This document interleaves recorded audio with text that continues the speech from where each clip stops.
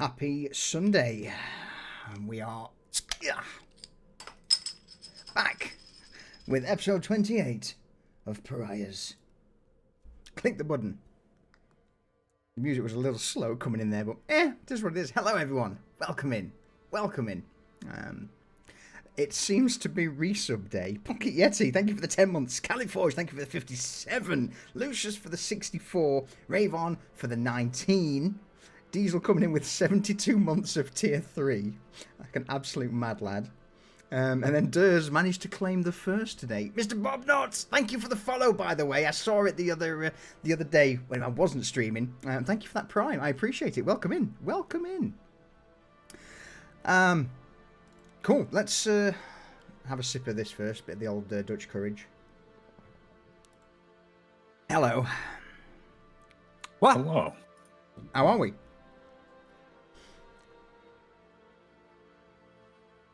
Yeah, not bad. Good, good. Not bad. You know, it's the weekend. Get some coffee, you know. What's wrong? Nothing. You know? What could be wrong? I have cake. Ooh, what type? You know. Strawberry shortcake. Jealous. You know, plus the nurse is on the naughty step. Talking about naughty steps, someone else is also on the naughty step this week. For not being here. How rude. I mean, she was already on the naughty step, but okay. she's on she's in timeout. Yeah, she's on the naughty step with the dunce hat on. The naughty step is her domain. I mean... so yes, we are missing Vanya this week. But... I'm sure we've got things we can do. We may have story we can progress. God forbid. We miss you, Vanya. We miss you. But yeah, with that said, welcome in everyone. Welcome in episode 28 of season 2. Coming closer to big things on the horizon now. But with that said, that was naughty. You can't do that.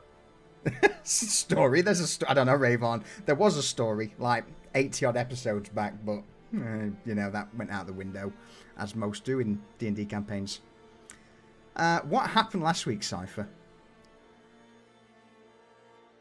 Garrett stuff happened last week. Did it? Garrett, what happened last week? Nice. Get fucked.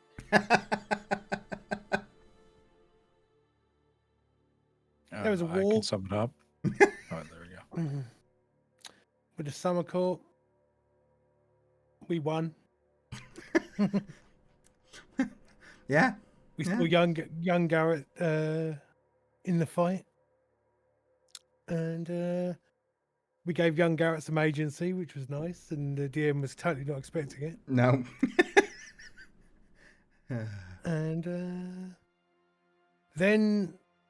once the little war had won, we went off to see the Winter Queen. And we were also seen by the Winter Queen. And things went downhill very quickly. Yeah. I mean, do you wish to talk about the old Winter Queen, or does someone else wish to step in on what happened at She ain't that? nothing but a bitch. Wow. Accurate. Queen you're talking about. Accurate, but wow.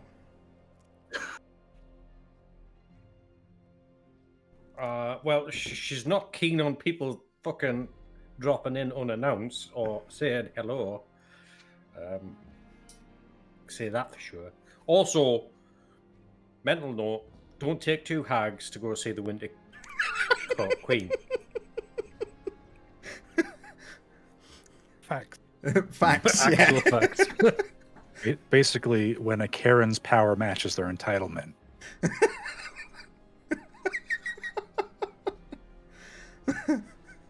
I mean... Yeah.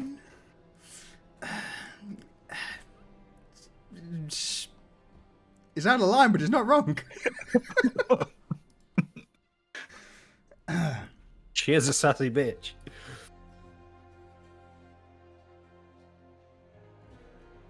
But yeah, that went really well and nearly killed fucking both Garrett and Cypher in the crossfire of fucking two titanic entities just fucking slinging 9th level spells at each other for shits and giggles, as you do.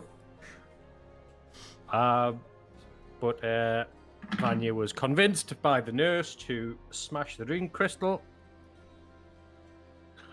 So she did, and we got out of the dreams. Although I believe Garrett was still unconscious. Cypher woke the next day after being put in his crypt with the coroner, who has yet not woken up from his slumber and may be stuck in the dream realm on purpose by the nurse. Oh no. Bitch. But it's alright, because Dorian was like, nah, I'm not about that life. I'm gonna go dob you into something even powerfuler. Get fucked. What happened there, Dorian? You went and told Mum. Listen. See, the nurse is all, oh, look, I have free reign. And then it's like, well, now instead of the coroner watching you, the Chirurgeon is watching you. And you're on the Trojan shit list for impeding her goals. So it's really the best of both worlds. Because it gives the Chirurgeon something to do. It gives something the nurse something to fear and be under somebody's scope. Meaning neither of them can fuck with us nearly as much as they'd like to. Smart. We stay winning here. Ho, ho, ho. Now I have the coroner's book.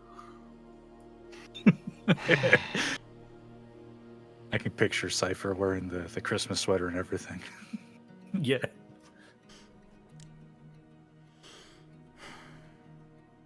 Yeah. Anything else anyone wishes to add to that? I shouted at Vanya a bit to fix it, and now she's I don't know what she's gonna do. She's going to fix it somehow. Yeah. I know what she's planning to do. And it's not Reza good. tried to help. Yeah, Reza tried to help, but I think she made it worse.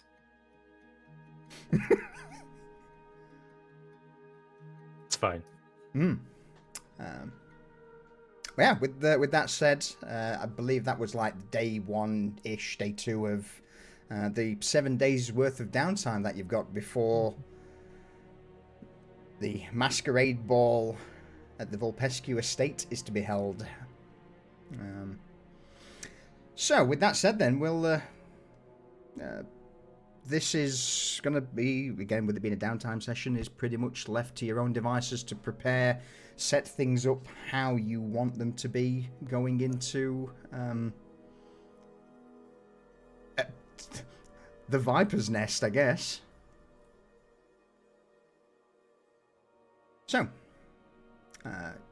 Garrett was cocooned, Cypher's sat below reading through forbidden knowledge. Reza, what have you been up to? Just overnight or the day before? So Reza was the one who took care. I almost said took Karen. carrot. Took Karen. Carrot. Not carrot. Garrett, Karen, and Garrett equals carrot. Apparently.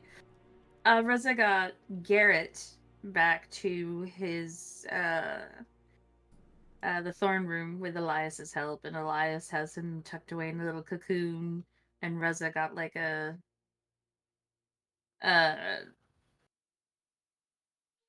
sleeping situation as well. So she's, as far as I know, she's just chilling in the Thorn Room. Okay, excellent. Anything further Dorian did after his little jaunt out to tell the chirurgeon that the nurse was doing bad shit? No, it was pretty much just that, and then enjoying the night out. You know. Absolutely. So, with that said, Vanya, she rested for most of the evening, and early in the morning, with it now being a new day, sneaks out. Under the nose of everyone, you don't seem to see her depart, but for all intents and purposes, she could be gone for a while. Doing things, research perhaps, or heavens forbid, experiments. I'm sure we'll find out what exactly she's been up to next week, but certain elements of her endeavours may spring up today. We'll see. But with Vanya now out of the equation, off about town, a new day, what are you all up to? What's the plan going forward? Well, Cypher's been cloistered up with, like, the coroner, who clearly isn't fucking going anywhere. So he's gonna put the coroner's grimoire in the same little shadow pocket dimension. He keeps his just because fucking, it can't be stolen then. Mm-hmm. And then he's gonna come up and be like, oh, shit, yeah, I better check on Garrett. I haven't left this place since I woke up. Time slips away from you when you're dead. Roll me an Arcana check, Cypher. Arcana.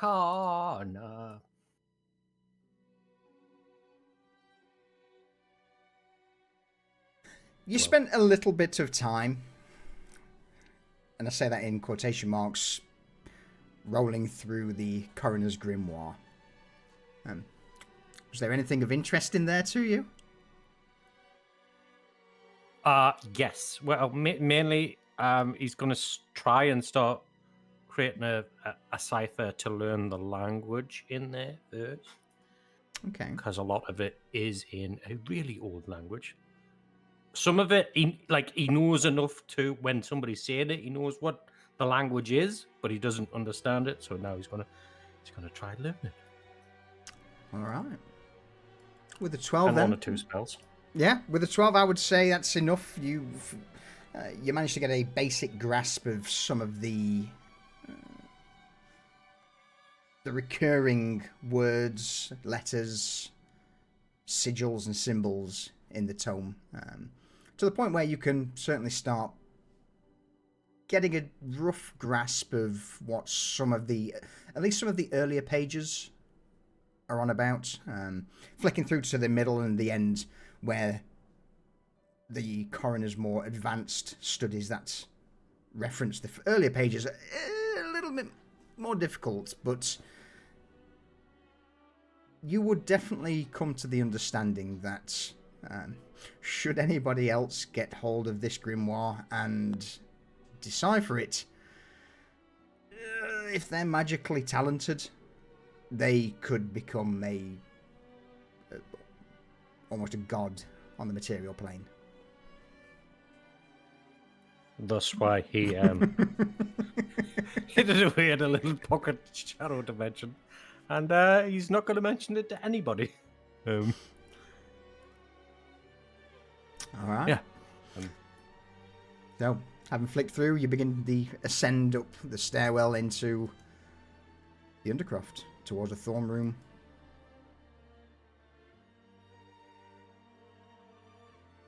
I'll just kind of wave my hand at Elias. I'll not say anything. I'm still like half like, ugh, what the fuck? Dry mouth, head pounding. Yeah. Yeah, still got that. Yeah, he's still hungover from fucking nightmare hangover. So, yeah. He's going to go into the throne room. Stepping into the throne room, who's there? What does he see? sees a gigantic vine wrapped seed pod chrysalis type affair hanging from the ceiling. Well, that's new. Oh, God! Why are you here? And Reza kind of looks around trying to remember why she's there. I'm pretty sure I made sure Garrett got back here, and then I may have laid down for a nap. Got cotton mouth, pounding headache. Huh? What? I was just wondering if you're suffering the same malaise that is affecting me. Headache, dry mouth. What did we do? What do you mean? Wait, no. It's all coming back.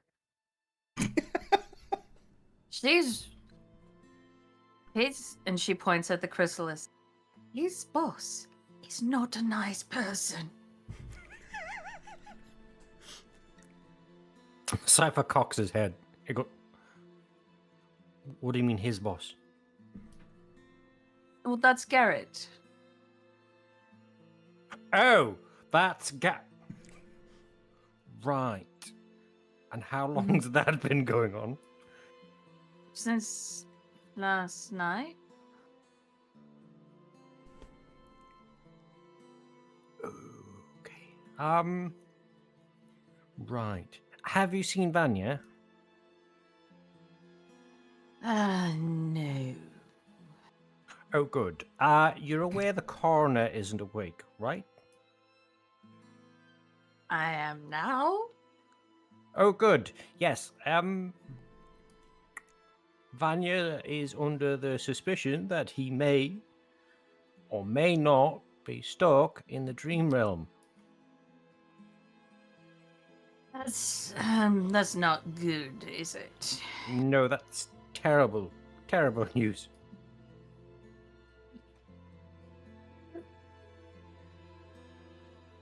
And she kind of she's sitting up now, kind of rubbing her head a little bit,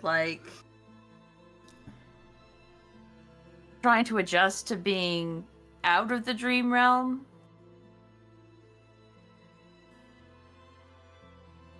So, do we know why he hasn't woken up? Not a why, but I can give a who, probably. Who? You would give Vanya the dream crystal.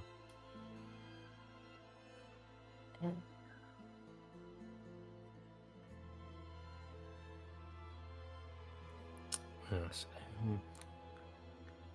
Elias, can we wake up Garrett? Can you wake up Garrett? There's a What? Me? creaking from the branches. Anyone speak Druidic? No, I'm just like, I don't speak. Do you speak trees? No. Wonderful.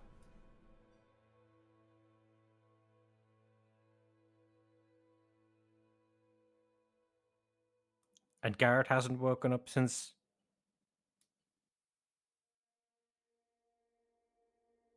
I haven't woken up, so I don't know the answer to that question. But does the cocoon look like it did the night before? That's a Garrett question. Yes. Yes, it does. Okay. It hasn't changed since it happened, so I But tried knocking.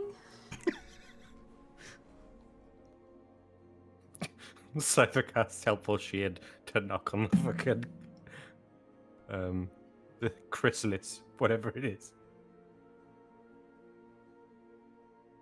Shade manifests goes to knock. Shadows don't make sound, so it picks up a nearby glass bottle or a glass vial used for bottling bloodshot and just smashes it on the side of the cocoon. Thank you.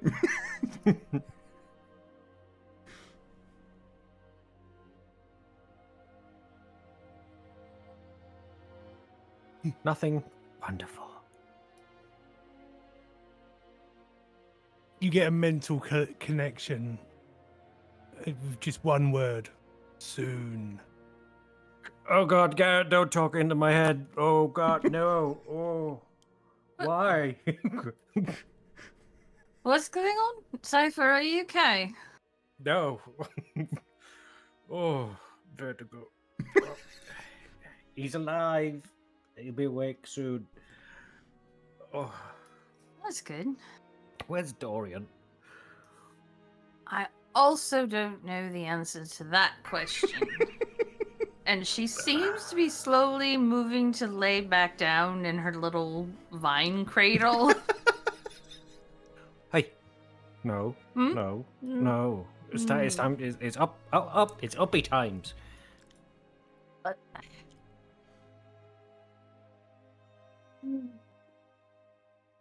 I wish walking around the dream realm counted as actual sleep.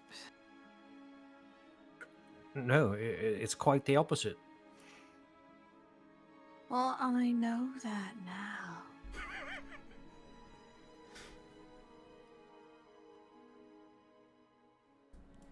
Well, I'm gonna go.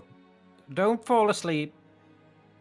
Come find me when Garrett wakes back up. I'm gonna go find Dorian, and he's gonna go up to the folly. He hasn't been in the folly in fucking ages. So he's Yeah. going in the folly. Reza, are you laying back down? What are you? What are You motherfucker. Man, it's so hard because Callie's response to that is 100% laying back down. But I guess Reza's gonna get up and probably go to her quarters in the Undercroft and like freshen up. Okay. Kind of get her day going. All right. I'll come back to you in a moment then if there's anything particular you wish to do. As for Cypher, you retreat back out of the Thorn Room, head down the corridor, up the stairs into the basement of the Folly. At this point, early morning, you step into the basement and are immediately met face to face as the stone wall / door begins to part and open. The familiar visage of Francis, crouched over a barrel, staring down into it, one hand raised above his head, almost looked like it's poised. Francis. No, without even looking at you, he just puts one finger to his lips, his hand still above. A brief moment before, in an uncharacteristically flitter of speed, his hand darts into the barrel, and out comes a baby water leaper. I've got you, little boy. He grabs it in both hands. It starts squirming as he turns towards you. Boy.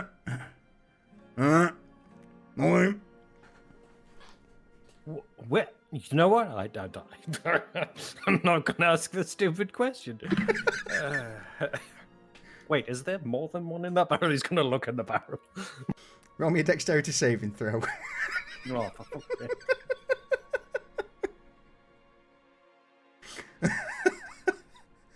You lean over the barrel, peer in, and immediately out of the water, you see at least 3 or 4 more tiny snapping jaws just start to leap out. At the last minute, you just duck back. One snaps at your nose, but question answered.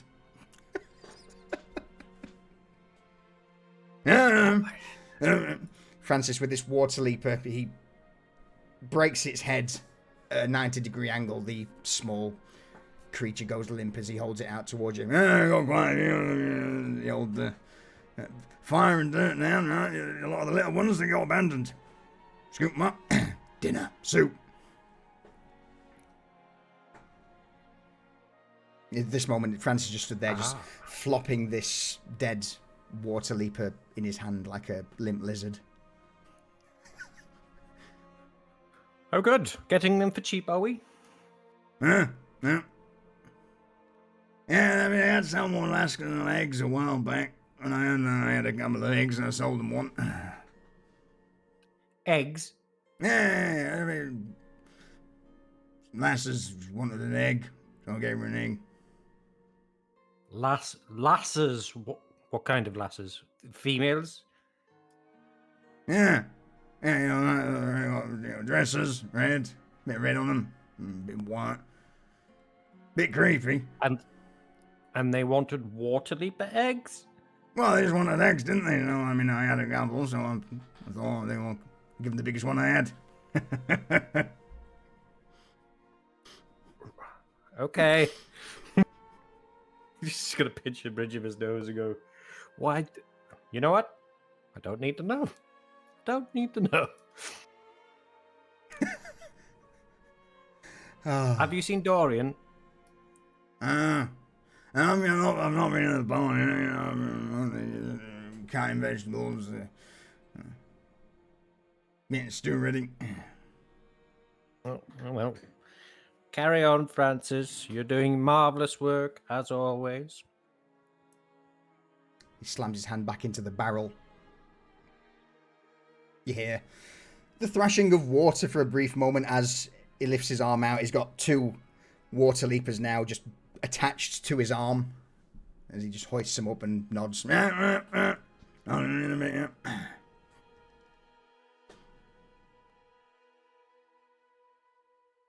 sure. Mm-hmm. Great. With that, you head up the stairwell into the kitchen area, closing the door behind you to the sound of what may be a water leaper being used as a wet flail against a wall. We'll leave it at that. But with you in the kitchen, you would see the usual assortment of pots and pans scattered around, various crates of vegetables that seem to be pretty high-end considering what you've seen here in the past. A vast bundle of herbs hangs from a multitude of the shelves. It's a complete 180 then over the time you've had the folly. But with that, though, I'm going to quickly just dive in. Divrak, thank you for that 37-month resub. I appreciate it. I've got a cat behind me making noise. Barksy, how are you doing? And congrats, by the way, for Vex giving that sub to you. And thank you, Vex, for the gifted sub. Quick scroll. Am I missing anyone? Yeti! Hello, Yeti. I can see you there. Thank you. Thank you for that sub. All right. I think I've caught... Okay, cat's staying there. We're good. So yeah, with that said then, you push your way into the folly itself. At this point, it's early morning. No one seems to be here yet.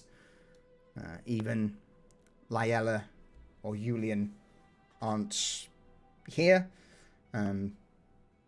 Falco also curiously absent this morning.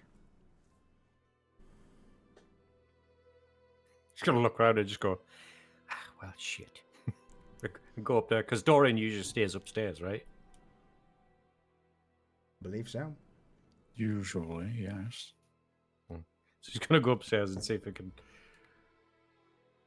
find Dorian. What time of day about is it now?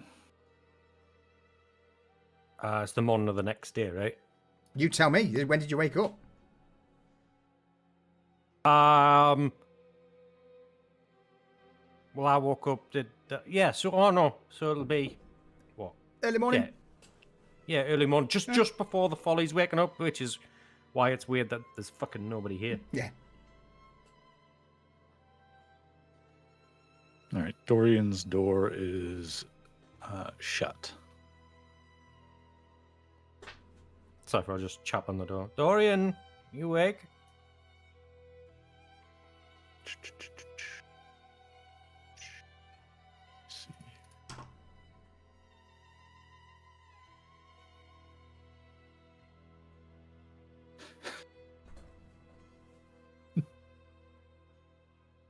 There is no answer.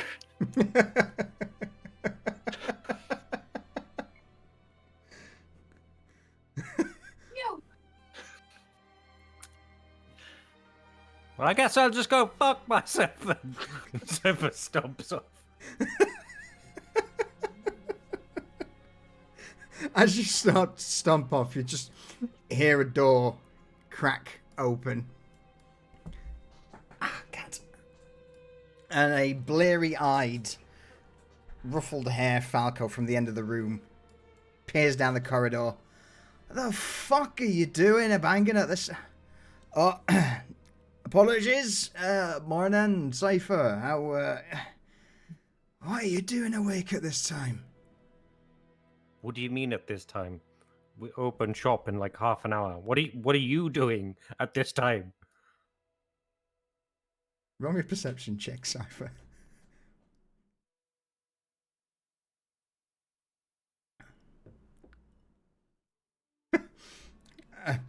There's a brief motion from Falco as he looks back in his room, but then quickly snaps back to you. It's a little... right. Oh, I may have I've overlaid.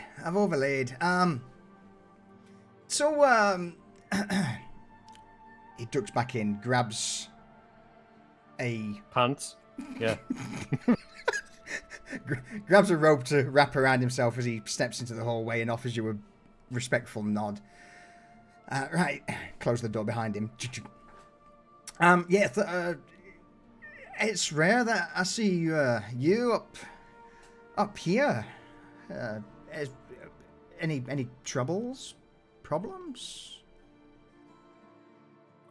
No, I was just looking for Dorian. Oh, I mean, it's Dorian. If you need to get him out, then just open his door and shout at him. I have to, no end of times. He fucking snores. Oh, does he? And Cypher's just gonna kick fucking Dorian's door and go, Dorian, are you awake? You're just opening the door. Yeah. Okay, it's not even locked. Okay.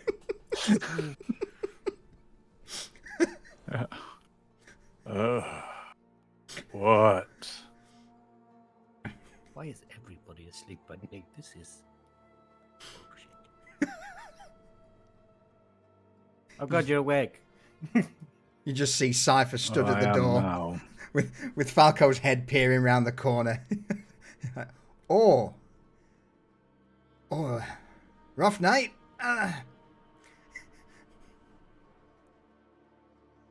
Just late. With that, Falco slinks off, looks at you, Cypher, offers you 2 thumbs up, a cheesy, shit-eating grin, as he scuttles back to his room at the end of the corridor. I'll be down in about 15.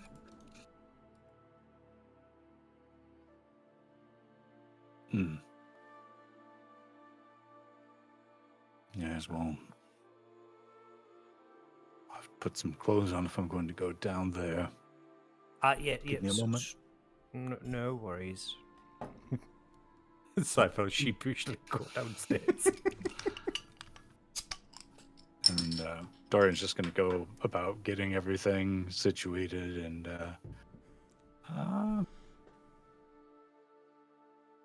yeah, he's just going to get his usual casual wear he wears out to the office and everything on before heading downstairs. Okay. In the phone room, the first couple of vines start to fall.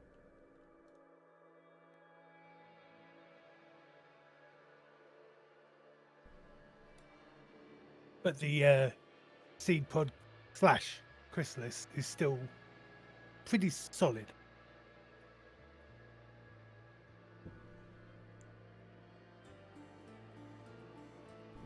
One of the vines would start to reach down from the ceiling, followed by a second and third. At the moment, it looks almost like Elias is making a staircase in front of the chrysalis. Slowly, not anytime soon, but one by one, these vines begin to reach down and just provide a stairway from the chrysalis down to the ground. But I think we're going to hop back to the folly. Is that right, Garrett? Or are you wanting to go a little further? I'll go be a little bit longer. Okay. So, back in the folly then. Cypher, on your toddy lonesome while waiting for Dorian to get dressed and Falco, you would see Julian and Lyella arrive. Again, popping in through the back door, through the kitchen. Julian steps up to the bar, immediately begins to crack open some of the casks, unstopper some of the kegs. Lyella sets up the tankards and the odd glass,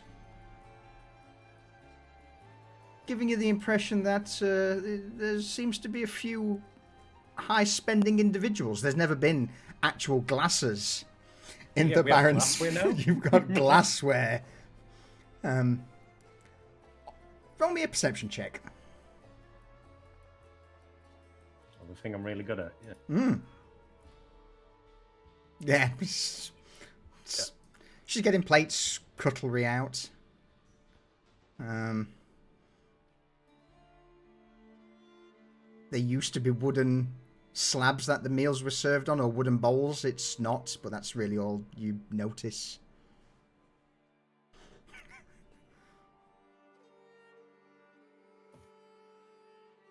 Just busy poking the fire while I wait for Dorian. Too busy to notice that all the prospective customers have man buns and wearing flannel. Oh my god, no. A few minutes will go by, and Dorian will come down the stairs just slowly, ploddingly. I was walking around the quarter last night. Time got away from me. No worries, we've all been somewhat indisposed. Must you shout? As Reza walks into the main floor of the folly. So which one of you is going to make the joke about not drawing breath first off of that? No? All right. Did you just make That's How I Know You're Dead joke? He did. I'm so proud. I don't know whether to be proud or offended that Dorian did it first. I was just wondering. You're always very quick to go to them. It's like throwing meat on the ground and watching dogs go for it.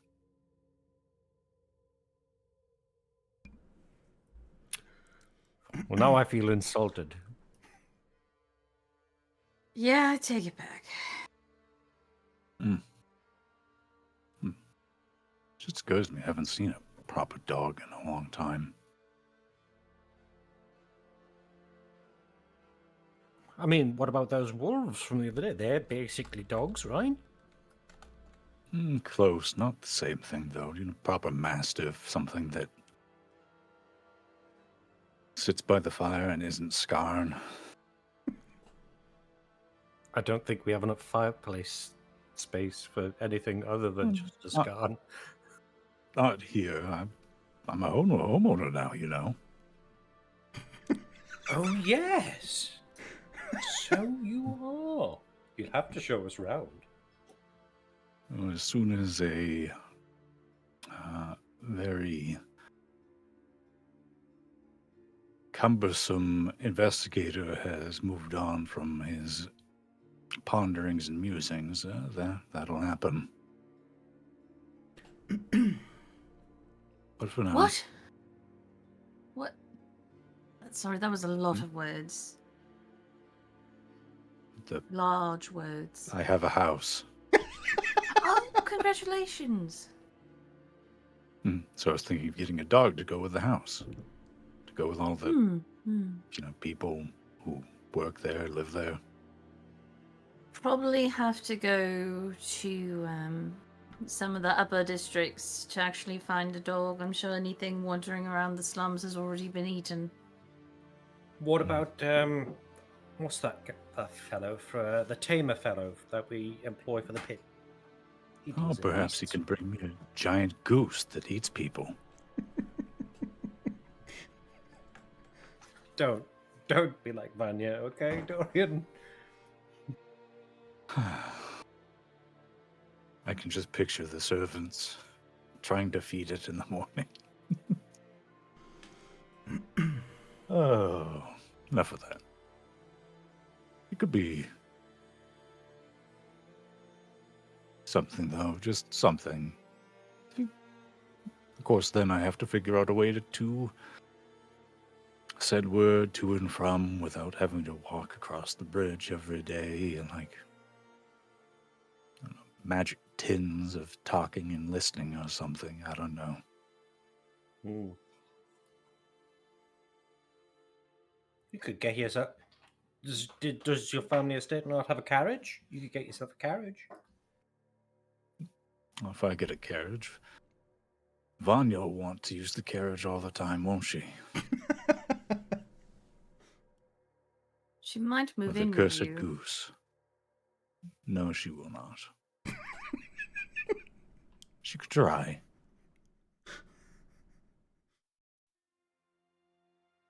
She does. She does enjoy the finer things in life. No one tell her I have a house. I probably won't remember. Why am I craving coffee this morning? I haven't had a coffee in ever. Well, there's an idea for things here or downstairs. I wonder. Probably have to go elsewhere for that right now. Has Garrett woken yet? I hadn't seen any movement before I worked out. I did not go back to sleep as requested. Dorian's gonna look around. Well, are any of the shadows just a bit too still? Through this whole conversation, there's just been outside the main door this slightly heated sound of raised voices. And granted, what happens outside the folly you usually don't take too much notice of, but you kind of catch the tail end of what's going on outside. Seems to be 3 or 4 individuals of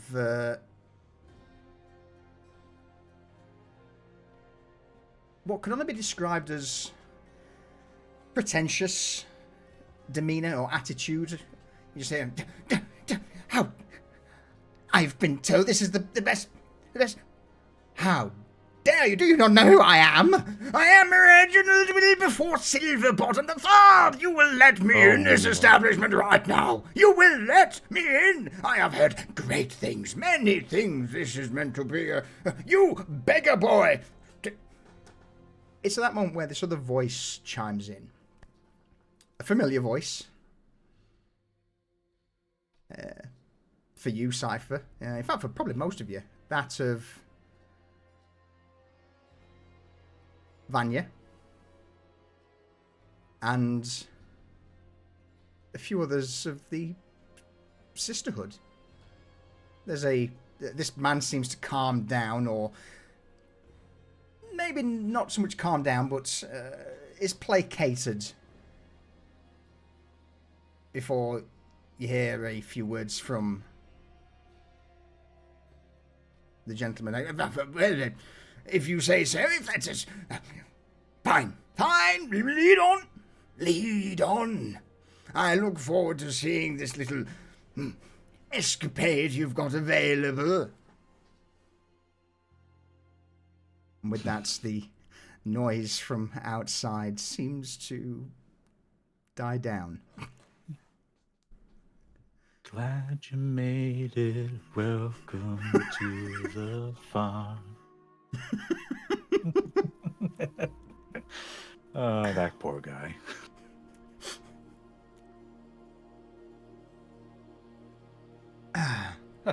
Well, Vanya's around. I heard her voice. Good, she's at work. Wonderful. Yes, well, that means that the nurse isn't too displeased with her. By the way, I did tell a mutual acquaintance what she'd gotten up to. You did? Oh, yes. Wonderful. Shall we head downstairs and not talk this? How about Yeah. we check in on Garrett?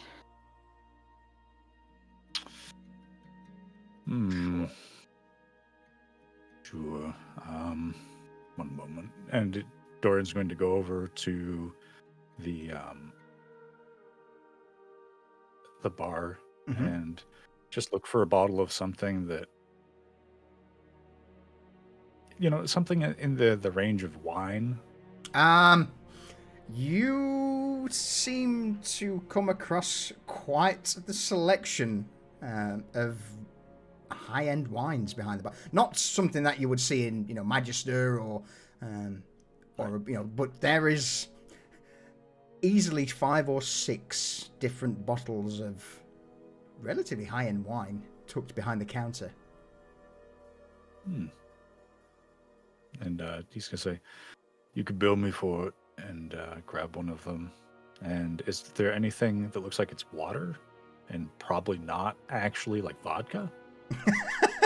Yes, there would be various skins of water. He's just gonna grab water as well, and before they start walking towards the downstairs. All right. As you all filter out into the kitchen, you pass Francis, who's now pulling his arms outstretched to the side, and he's got roughly 5 or 6 water leapers just biting into his arm, and he's pulling them off, dropping them into a pot, pulling them off, dropping them into the pot. And whoever's the last person out the door of the folly itself, you just hear, "Oh, hi, no, bye. Oh, great."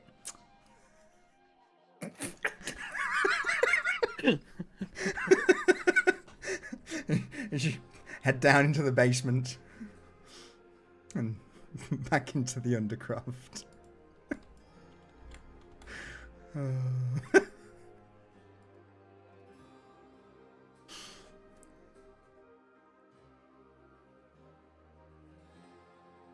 So we'll just go back into the thorn room. Okay.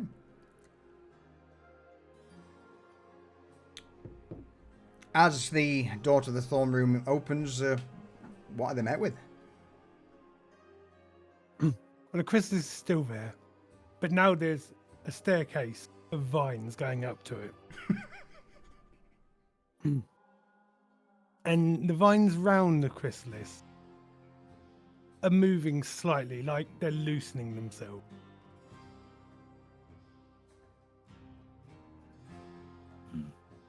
Well, that's new. It is. Dorian's going to walk up, not directly towards the chrysalis or whatever, but wherever Garrett's work table is, he's just going to put the water and the wine where it would be in easy and obvious reach if he were to come out of this thing. And he's going to just step back and take a look over it. Rez is getting back in her hammock. And somehow Munchie has found its way into her lap. Dorian's going to look at Cypher. You think he's going to come out of there with butterfly wings or something? Great big ones. Colorful and all. Is that something that elves do? I mean, he is The fair. special ones. I mean, we saw his parents turn into trees. He could very well come out like a giant pixie, yes. That would be hilarious. It's not really Garrett's aesthetic, though. That's why it would be hilarious. Well, I know, but I don't... He probably has some sort of agency in there. I doubt it would be... butterfly wings. It'd be even better if they sparkle. Reza just narrows her eyes at the word sparkle.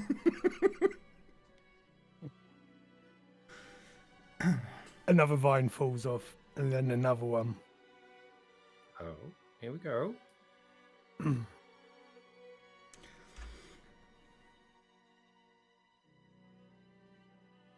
And then the vines will start to pull back, and a crack starts to appear in the middle. And it widens and widens. And you can hear a sort of whistling, creaking wind sound of Garrett speaking Druidic to Elias.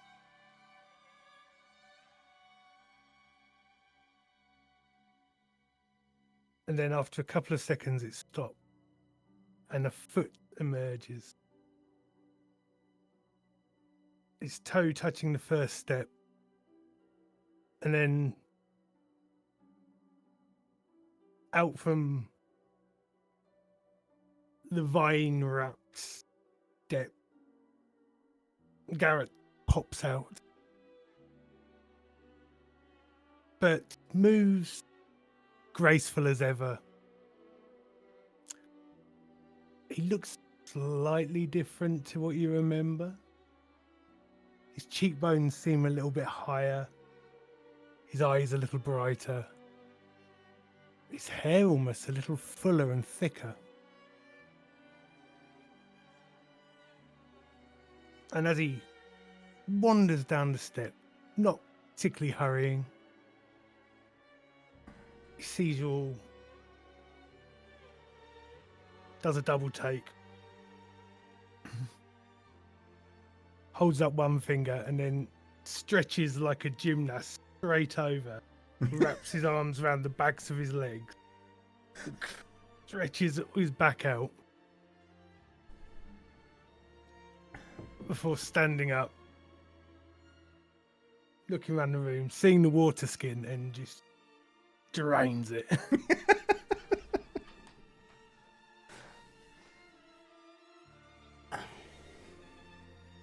Morning. I trust everyone's okay.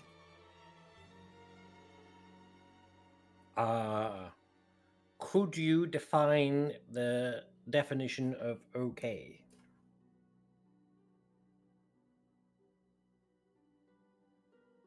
For people alive, still breathing. For people dead, still mobile. Then I think we're all pretty well off, except for that fellow that's gone with Vanya and her little demented minions.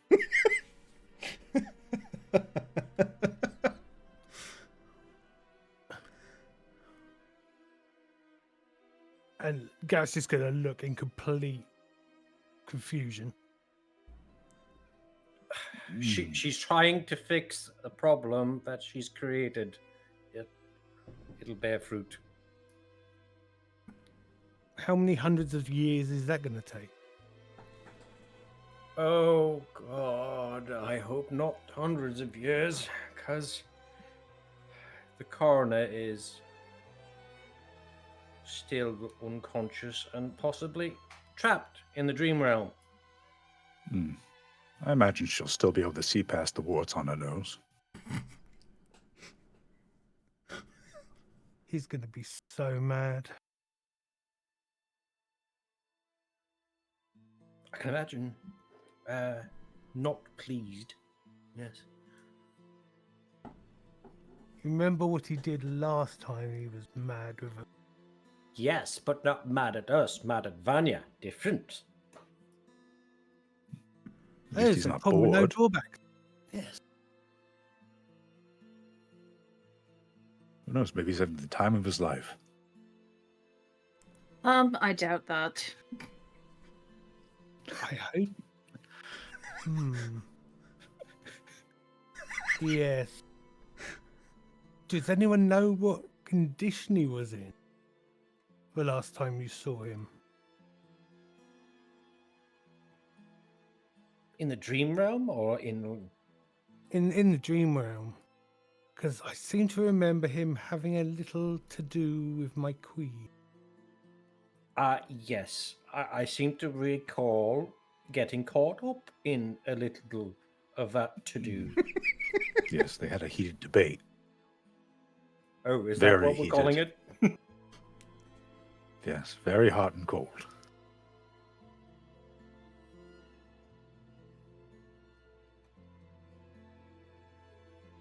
Yes. He'll be my fine. queen doesn't have the greatest patience.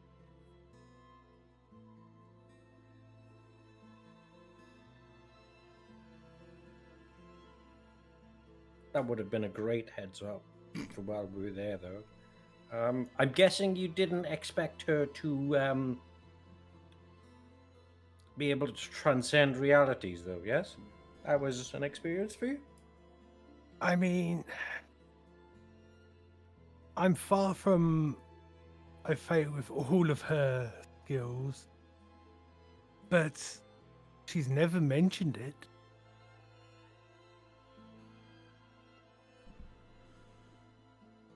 Oh God, how many times has she traveled in people's dreams? How many different phases? Ooh, no. We shan't think about that. Maybe it's just because the dream was in her realm? Yes, and we brought 2 hags. And 2 undead. 3 undead. I'm happy to let you all roll either a history or an arcana if you want an answer to it. Sure.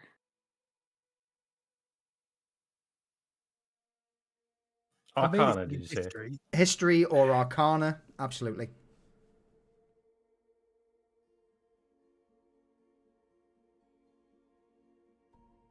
Oh shit. Are you wanting to add to this, Dorian, or are you good? You know, let's just get the bad rolls out of the way. Crit. So, with regards to you would all through this conversation each have different flickers of insight into the most logical reason. The fact that you mentioned in her domain is certainly a strong contender. Yes, it's the dream realm, but the Winter Queen in her own domain, along with her being a powerful entity like the Chirurgeon, like the Coroner, also could mean that any attempts at scrying on a being such as that they would be aware. They would have either countermeasures in place, or for something like the Winter Queen would be able to personally involve herself in any attempts at scrying. And again, judging by what you saw in that whole ordeal, was most likely the outcome that she may have personally intervened in an attempt to... Because again, even in the dream realm, you are attempting to spy on her, which is why... Garrett, you will probably mention that when she was in this blackened form that you couldn't really make the details out, that was a defense against her being seen. And when you could eventually see her is the moment she revealed herself.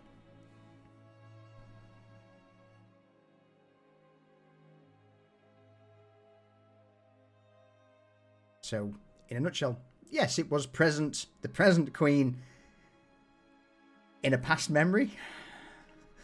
That certainly takes some power to be able to pull off. Yeah.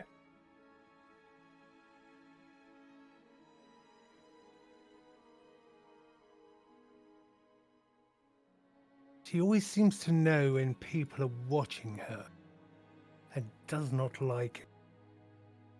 It makes sense. Yes. She wouldn't like people So, traveling there. did you think? And Garrett, don't get me wrong, but maybe a warning would have been helpful before we did all of that. See, hindsight is perfect vision and all. I thought we were in my dreams and my memory. I didn't realize we were traveling outside of my memory. All right.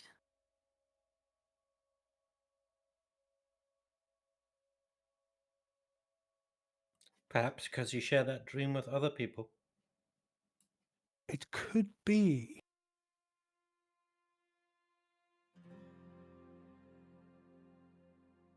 This is probably one of the reasons why the hags were expelled.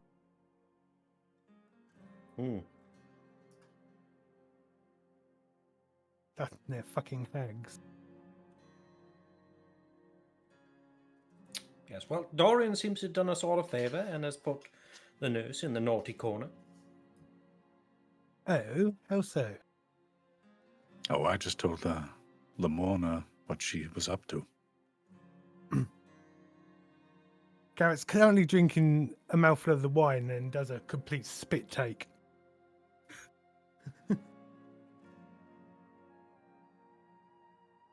And starts coughing. Oh dear. It would be fun to be a fly on the wall when they get together. Well, I'm in hopes that we do not see any kind of indication that they have met and spoken. You know, no resounding clashing or screaming, wailing through the city.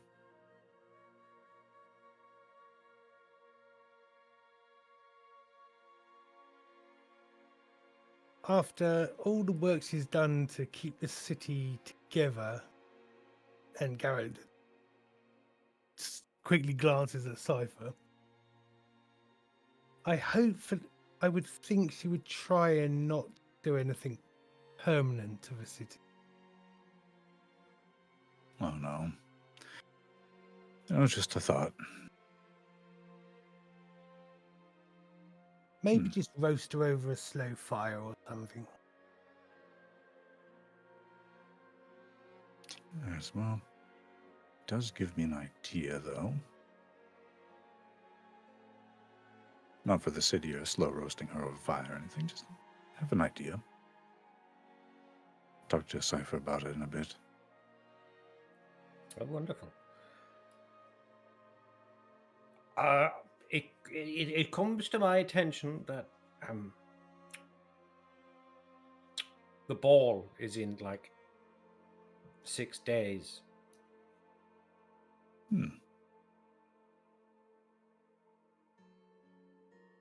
That's come around quickly.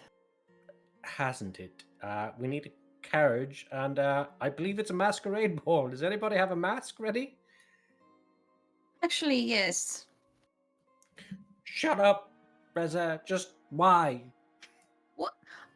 Listen, I planned ahead, I made purchases, and I have been crafting in secret to be prepared for the occasion.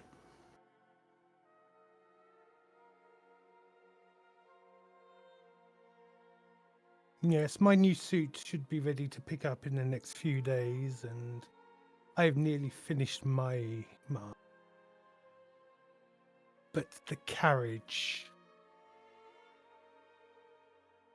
You busy, Reza? No, my costume's done, so, and she, smirks towards Cypher. Cowback. Mom. Hmm.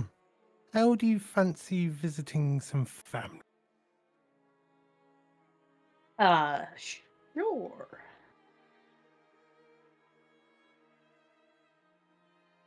Pop and get your brother for me, if you would, please. Up and get... Fucking... Fine, I'll be back. Tell him any tools he might need to bring with him, but we have a working forge and equipment that's available to him. Oh, Right. tell him he'll be well compensated for his time. Mm-hmm.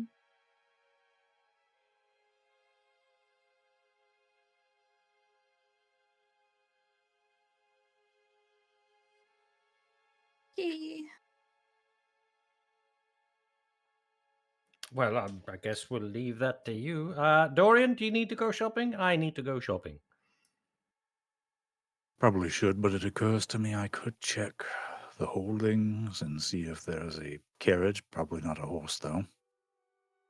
Or anything to draw it. Don't worry, I have it in hand. The carriage or the thing to pull it? Both.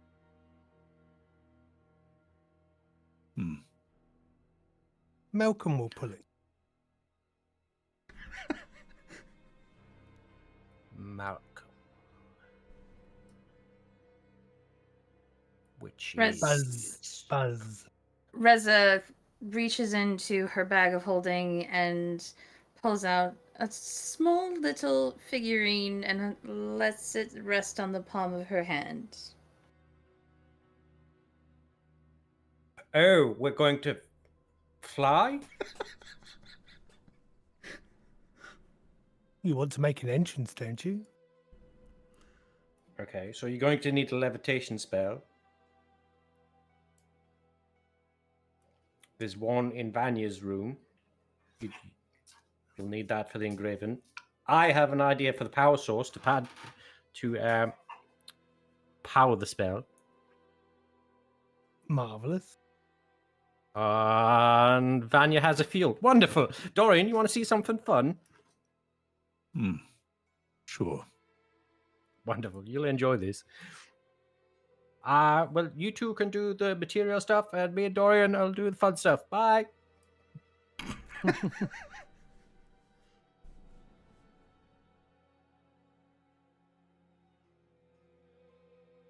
And with that said, then, Cypher, Dorian, you depart in the direction of Coinflower, is my guess.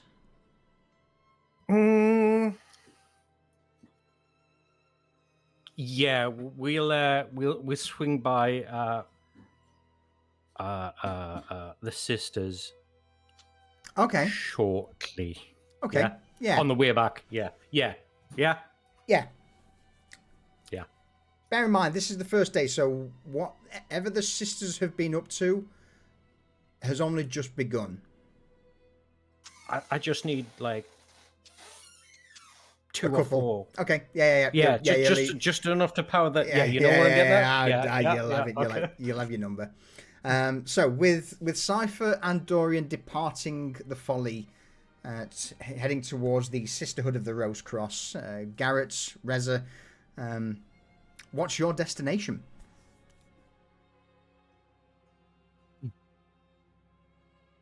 Oh, I guess Reza's off to cart Riz is off. off. I'm going to go and have a wash because I've been in a Yeah. chrysalis for like 24 hours. Yeah. Excellent. So, at least with that said, we all know where we're going. So, shall we call a quick refill o'clock and Yeah. catch up in a moment?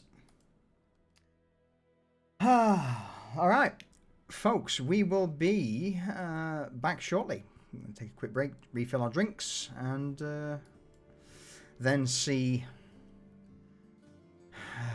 the chaos that's currently been made behind the scenes, I guess. Before that, though, I've not missed anything, I don't think. Rayvon, we managed to get your rich folk talking loud outside in there. Even better than I'd hoped for.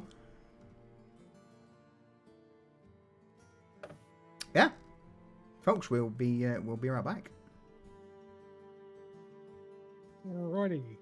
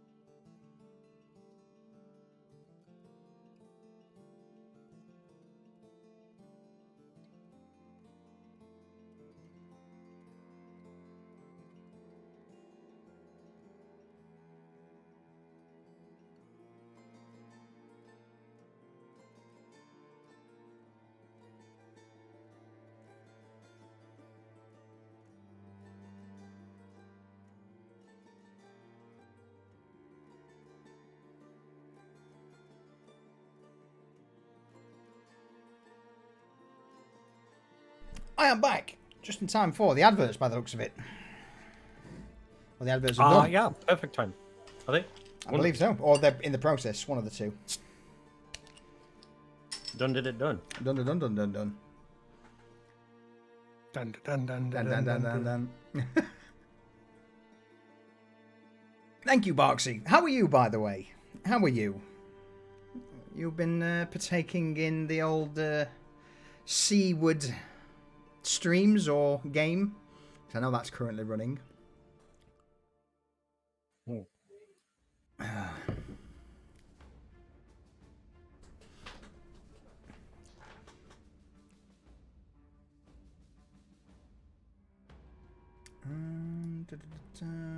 I think I've got everything I need for this.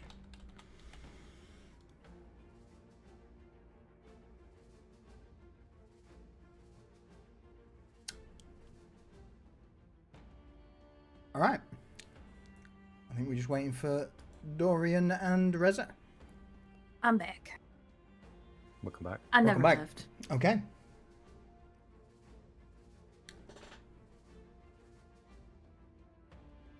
Well, with that then, shall we pop to Reza first? Is there any RP you wish to do with the over in Kartov, Reza?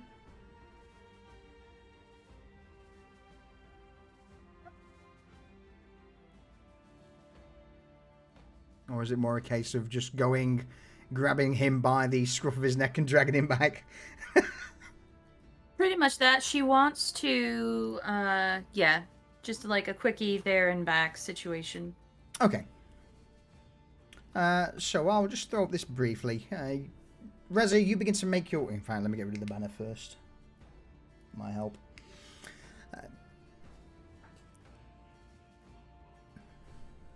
Roll me a perception check.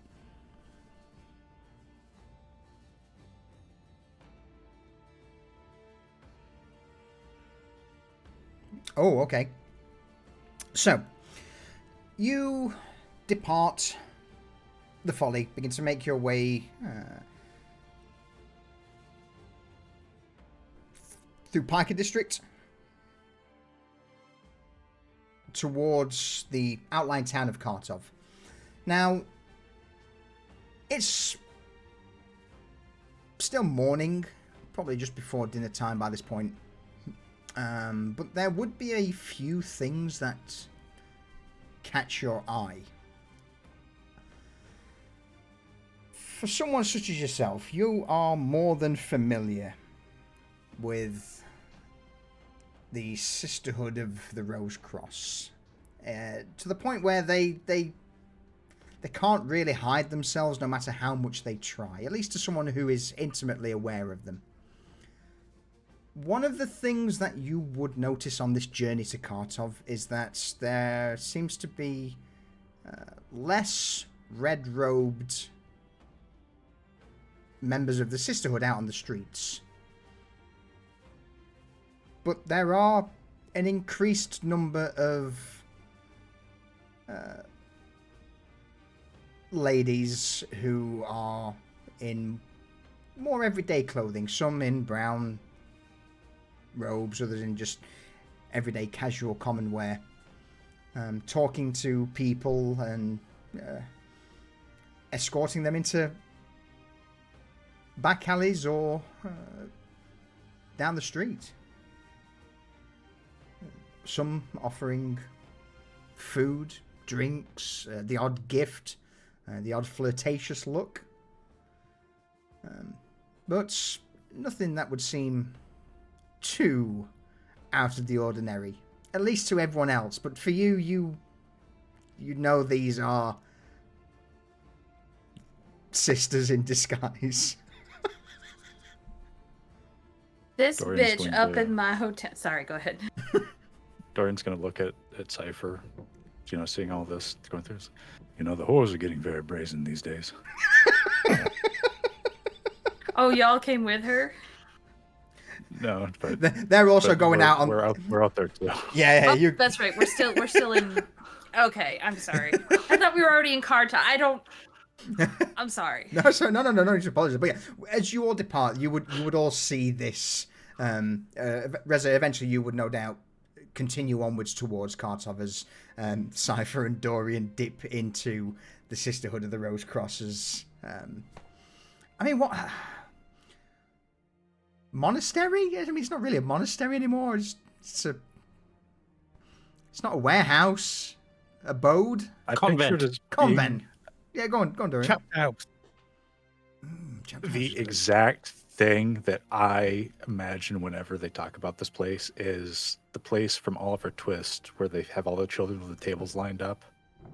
Like that, just that kind of Yeah. structure. Yeah. A chapter house shrine to the happy healer. I like it. Yeah, I mean, chapter house shrine. It is a shrine to the happy healer to an extent, but yeah, chapter house is a pretty good way for us to call it. So yeah, at the chapter house, Cypher, Dorian, you depart into the house itself. Reza, you continue onwards towards Khartov. You would notice this discrepancy between the sisters' usual attire, but Vanya says she's going to fix things. This must be step one of her master plan, if that could be said. But Reza, with that said, though, you make your way to Khartov. A brief reunion with your brother, which typically involves him looking at you, an expression of back so soon? That's... Really?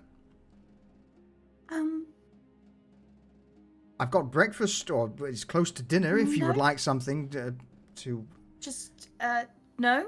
No? Your services are requested and you'll be extremely well paid.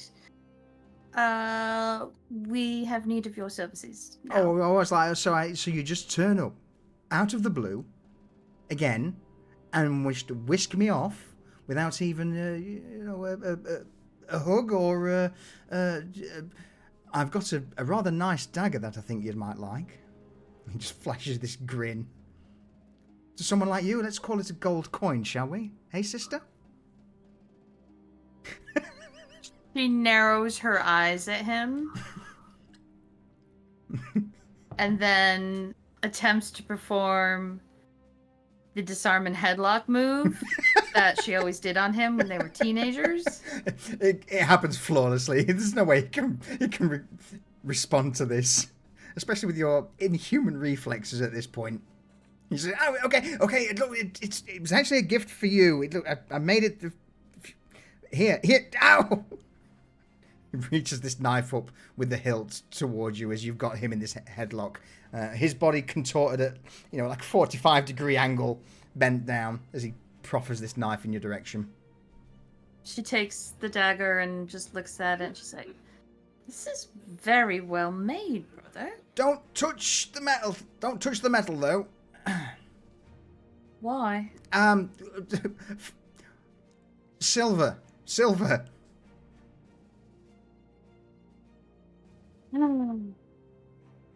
She lets him out of the headlock. He rubs the back of his neck. Oh. You gotten stronger? Comes with the territory. Oh, God. After all these years of swinging a hammer, I thought I could at least given you a bit of a run for your money, but obviously not. So this, you've dislocated my arm, and look, it just hangs his limp wrist in front of you. I don't think I could work. You've wounded me, dear sister. Wounded me.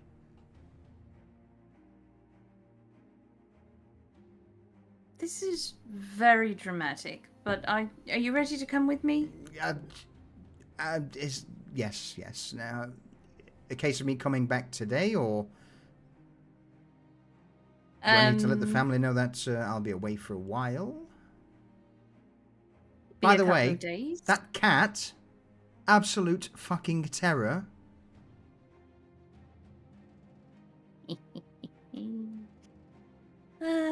I'm glad to hear it. Am I going to require any necessities, tools? I dare say a hammer at the bare minimum. We have a forge, but if you have any specialty tools, Just that small hammer that Father always used to use. That's been my go-to, so I guess I'll bring that. But no, apart from that, if you got a forge, what exactly am I making?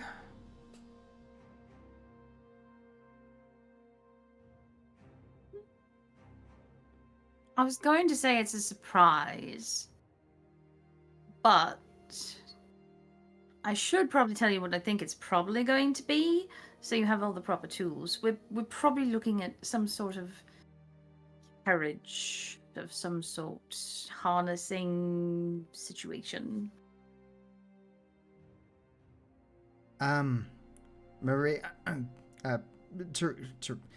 no, I can't. Marie, you know I'm a blacksmith. I'm not a carpenter for carriages. So, but This will be a very special carriage. all right. Just give me 15-20 minutes just to grab the bits I need. Let the family know that we're off out on an adventure, and I'll come with you. Lovely. A few moments pass before eventually the... Well, she says that, and then she She says, actually, wait a minute. Damien, Hmm. bring them. All right. He kind of side eyes you for a moment, the questioning Actually- gaze. Why don't I come in and eat with you all, and then we can head out? I apologize. I have been without family for so long, and I am standing here treating you all like a business transaction when you are not. So I'm Damien sorry. smiles widely and nods. No, I know. You've probably got some grand scheme in place that needs to be done. I get it, but I'm sure I can. Louisa will be able to rustle something up for us in. Come. He wraps his arm around your shoulder, guides you into the house. It doesn't add too much extra time, probably an hour or so, Reza, as everyone sits down to eat, but absolutely. Eventually, Damien, Louisa, and the rest of the family are good to go. She walks with them back to the folly. There's 2 kids.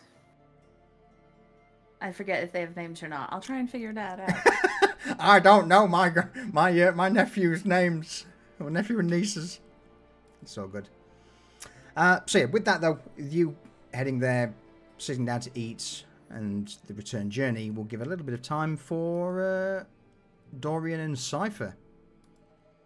Now I'm not going to delve too much into exactly what's happening here, Cypher, due to the fact that this is kind of encroaching on Vanya's Yeah.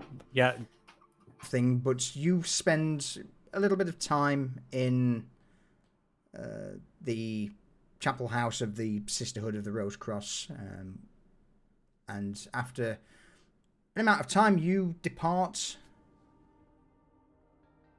Do you wish to expand on that a little bit more? Do you as exactly, or is the best way of saying it is you've acquired the goods you need?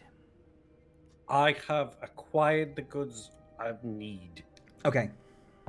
and I will DM Dorian what exactly he saw. Okay. Yeah, because this is a big thing of what Vanya's been up to, or currently in the process of being up to.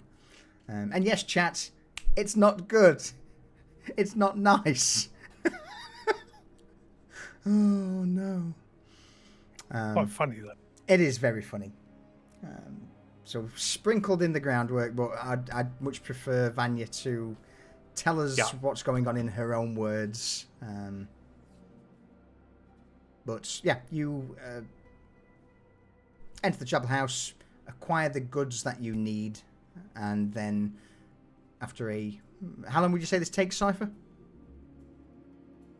Not long. I only get 4, so Okay. yeah, not long. Maybe half an hour, 40 minutes.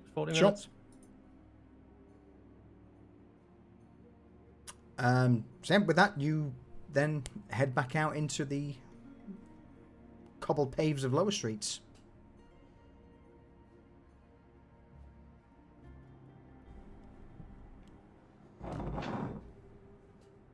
Wonderful. What's the plan? Shopping. Yes. I need a mask. Do you need a mask? Do you have a mask at your house? Honestly, if there is anything there, it's probably family, then I'm not going to stop by there for the next day or so, at least. So might as well just take a look. Good. Wonderful. Come along, and coin flow awaits. I know, we'll just head to coin flow. Okay. Pushing through The masses down Market Row, as expected by this point, before you've even reached the gate, the wardens on duty have spotted Dorian approach, moved the queue aside, and without even needing to flash your Vulpescu pin or any other identification, you are just allowed free passage. Dorian's going to stop when everyone parts, like they know who he is, and he's going to sweep his arm back towards Lower Streets, which is now significantly less shit. Yep. And just look at the wardens and just do a little bow. Just like this was the arrangement. There's a subtle nod from several of the wardens, that of understanding. Yep. Now, more to come. Granted, there is still at this point a slight haze in the air, just to point out. It takes a while for a fire of such magnitude to fully burn out, but some of the rumours that you may have heard on your way through Market Row is that there has been a few... there's still patrols in the ruins of Dirktown. By this point now, the last embers of the fire have pretty much been extinguished, but just due to the sheer ferocity of the fire, it just leaves this clamouring dust cloud in the air, reducing visibility by not a considerable amount, but it's still noticeable.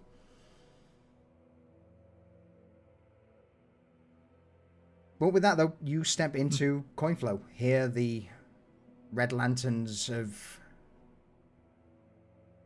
Coinflow illuminate the nice, more pleasantly decorated area of the city.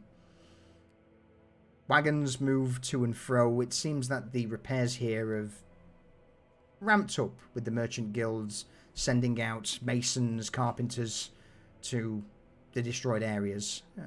Overall, the chaos that occurred only recently seems to now almost have been wiped from most people's minds, almost as if it never happened. There's still traces, don't get me wrong, here and there, the odd brick out of place, the odd little bit of, the odd pile of debris that's not been cleaned yet, but overall, normality's starting to return.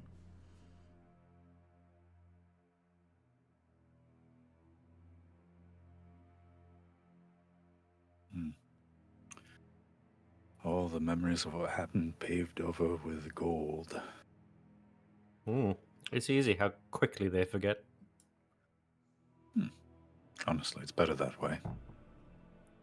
True, and from the ashes the phoenix shall rise. Something like that.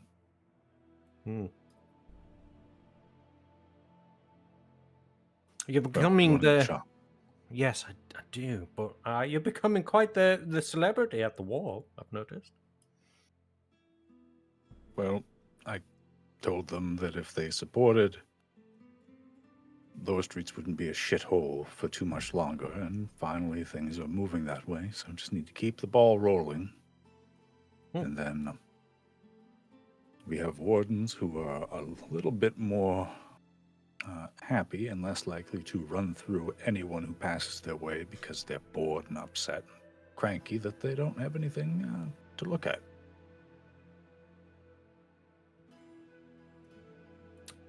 Also, very true. Very true. And then they're also much more likely to go run through anyone that I indicate that they probably should.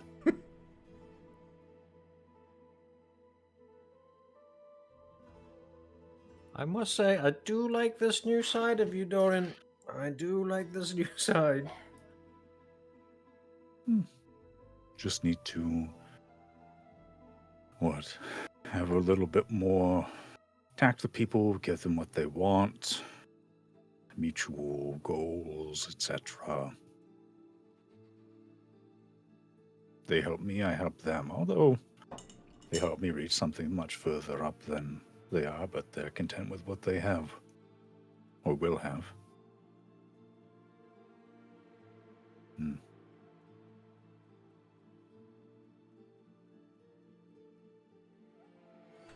Making your way Right. further into coin flow, you would see. I'm going to change that ever so slightly, Rayvon, due to the area that we're in. But you would see that down one of the alleys off to the side, a large group of the merchant guard. They're golden tabards, plain for all to see. Because in Coinflow, the wardens aren't the main police force here. This zone's almost to an extent, an autonomous region for the Merchant Guild. They're the ones who police Coinflow. But you would just see them almost raiding a store. A couple of the merchants there have been thrown out. You hear the odd call out of unpaid taxes, unpaid fees. And making their way down the street in front of you seems to be a prison wagon, giving you the impression that these poor individuals who have not paid are no doubt going to be thrown into the wagon, and at some point, similar to poor James, may he rest in peace, displayed above the masses in the central marketplace of Coinflow. But yeah. There is still entertainment to be found here, and there would be numerous upstanding citizens watching this event play out with untold glee.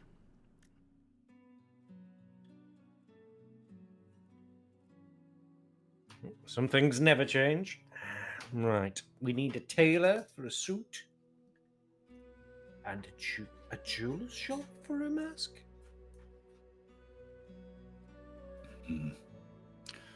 Jewelers, possibly. Although, chances are that would be... I suppose it's worth a shot.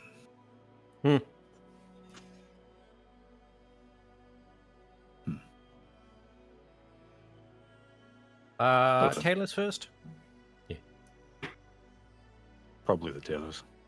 Okay. Onwards, and we'll go find ourselves the fanciest tailors we can find in Coinflow. Okay.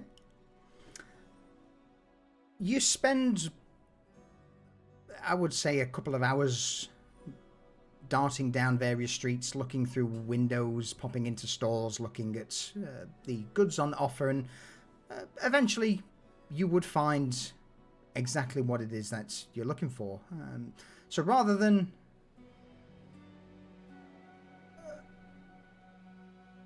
role-playing this out, what is it exactly that you're looking for, everyone? You know, what do you two, what suits or what attire are you wanting to take to the Masquerade Ball? I want something similar to what I usually wear, but just enhance that level. We added a little bit. I need that flair added to it. You know what I mean? Let me rephrase that. What do you get?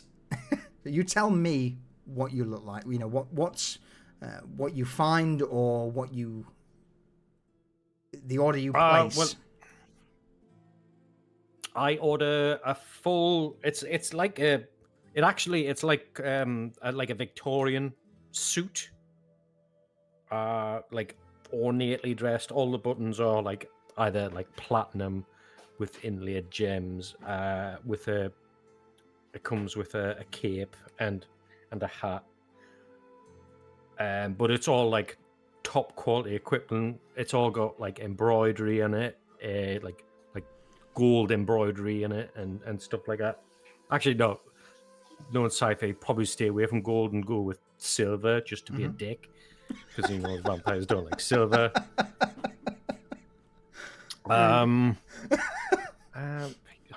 It's nothing against you. It's everybody else.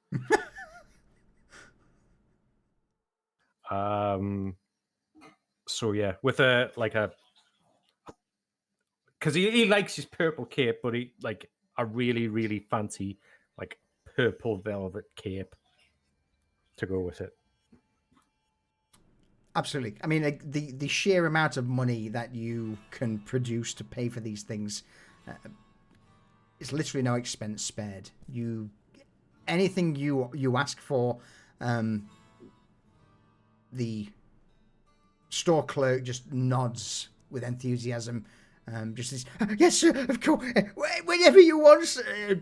You wish they with the flared collar and flared cuffs by chance? I think that would be extravagant. Is it in style with the cords? The core, absolutely. And most of those, at least from what we're aware of, those in the court tend to wear the lace frills around the collars and around the cuffs of the arms. Yes. Also, long flowing coats. Indulge me. It depends. There are many in the lower aristocracy that they go for their long coats, black velvet lace on the around the cuffs and the necklines. Some of them even wear a new style that typically those in the barack wear, but that's of a top hat. Top hat. Show me. Bit redundant, isn't it? The man takes out a hat from under the counter that is... the best way to describe it, ostentatious. This thing is easily 1.5 feet tall. It seems to widen out towards the top of the hat. The brim is folded up at the edges with this red ribbon around the middle. We can change the colour if you're going for purple, good sir. Cypher raises an eyebrow, looks at Dora, he goes, what do you think? I feel like if you do that, you need to have something to go with it, like your mask or... Yeah. Like one of those seeing glasses. You know, the, what are they called? On the one eye. A monocle? Are you mocking me, Dorian? No, I think it'd be great. Dorian is clearly suppressing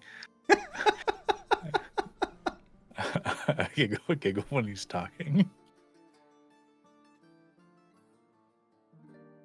Wonderful. A monocle for his bad eye. Monocle for his bad eye.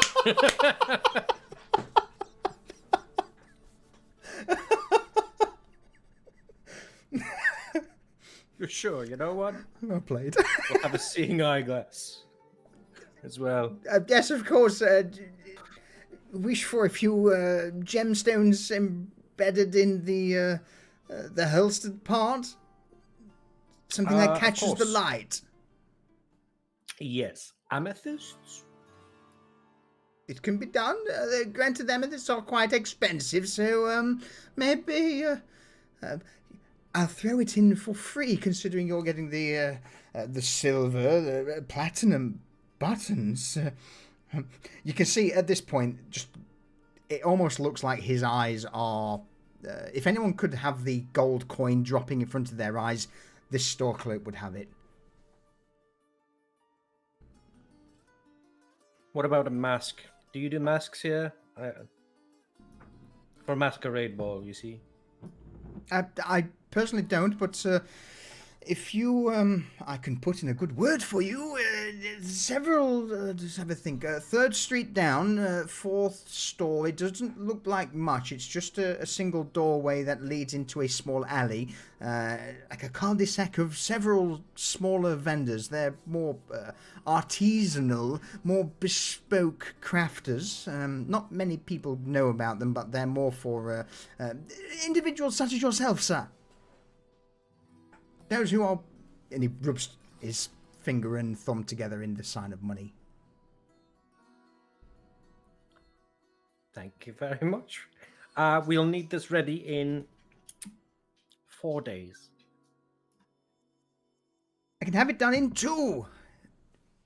Wonderful. Dorian, what are you getting? Dorian has been poking around at this, and he's going to pick out a very high-collared jacket to the point where it's almost comical, and a longer waist, like mid-thigh, that's blue, and it has, well, blue-black with, it's a lot more garish than what a lot of people would probably wear to this thing. Mm-hmm. And the reason he has picked it is because it has the embroidery on the outside looks something like an inlay of flames, and that draws him. The inner lining is orange with like just a Blue and not orange. particularly distinct. Oh. And, well, it's not like just straight orange. It's like a sienna color, like a brownish orange. So it's all just blue, dull gold, and this orangey brown interior.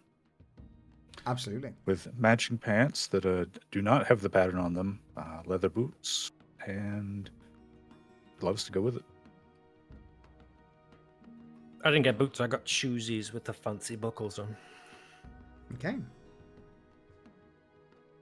This, for most people, would be a small fortune, but considering the fact that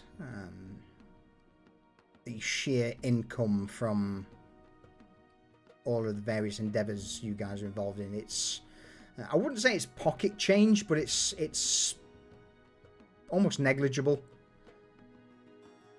I mean, it's dug into my personal fucking slush funds, but Yeah, like, it's not skin off your nose, you know?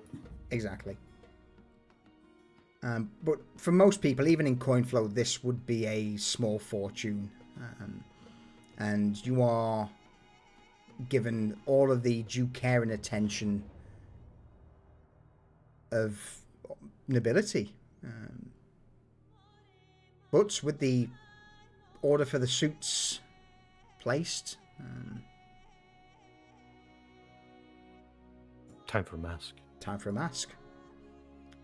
Following the directions and instructions of the store clerk, you take several streets down, open a door that reveals a tighter alley into a small cul-de-sac, roughly 10 meters wide by 10 meters long, that has a small array of very tiny shops. And rather than them being actual stores, they seem to be more like tiny workshops. You would see a jeweler, someone who, there is a mask store as such, but it's not just focused solely on masks. It seems to be an individual who carves various items of pottery as well, as a lot of the masks are clay masks that he makes. There is a few others, such as a leather worker. Nothing in regards to weapons or bulk large items. It just seems to be roughly 6 or 7 different, again, small artisanal crafters. But they are locked away, out of sight, out of mind for the clientele of Coinflow. Giving you the impression that these guys are more about made to order than bulk sales.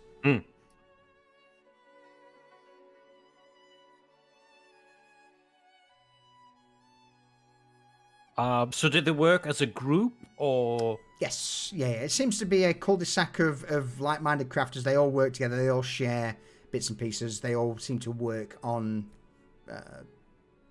Yeah. So The- if somebody needs something for a project, they'll all do their own bits and Correct. Yes. make. Okay. Wonderful. That's perfect. Yeah. Very personalized services. Very expensive, but unknown. They certainly wouldn't be able to deal with a lot of the more upper market coin flow business owners knowing about them. It probably, yeah, they did just be overwhelmed with work.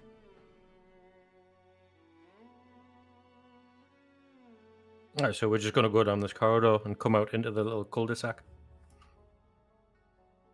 Absolutely. You're met with almost like a foreman for the small crafting rooms. You explain you're looking for masks, and one of the individuals pops out of the store with parchment and quill to either take notes or begin sketching designs. What are you both looking for? Cypher goes for a full piece mask with only one eye hole, but the other eye is going to be like inlaid with gems, so it's going to like have an eye design where his eye is missing, stylized in. It's going to have like facial features stylized on, so like his mouth is going to be like inlaid with black diamonds, and then his left eye is going to be like amethysts to match his real eye color, and the whole mask is going to be made out of a single piece of mother of pearl. Fucking hell. Yeah.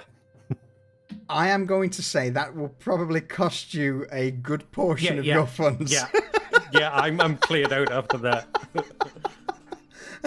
Yeah.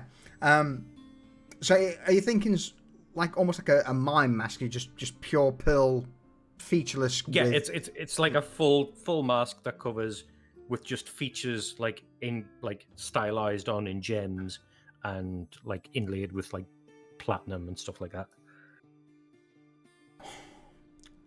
Oh, all right. Dorian, what sort of mask are you looking for? Dorian is going to look around, but eventually end up going with something that is much simpler than what Cypher has, which is just a half mask starting at like the nose area going up, and it's just a white-ish, like ceramic, or he's not really sure what it is composed of and doesn't want to test the only way he knows how, because it needs to be in one piece. Yeah, so, and it is the only noticeable characteristic about it is that on the forehead of the mask that there are two small horns poking out. It's just very, very plain. A little bit of patterning. Looks like it's been etched, but it's fairly simple. All right. Yours obviously not as expensive or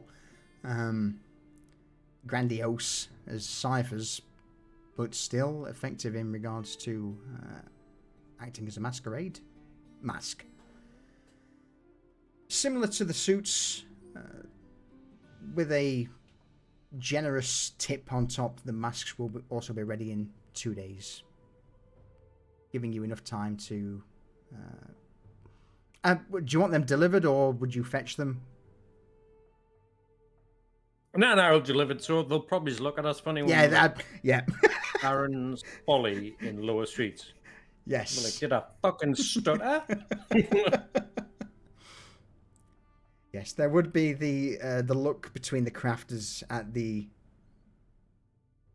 drop-off destination, an arched brow that's the age-old, how can someone from lower streets command so much wealth? But with hard funds produced in front of them, they're not going to turn it down. Yeah. Dorian is going to say, it's an unbecoming place. Times are changing. Everything's growing even out there. Well, we had heard that something happened in Darktown. A scowling of some sort. Do you know anything of that? What's the court planning there? Obviously, if you're from outside of the walls, then perhaps you may have an inkling of what's going on.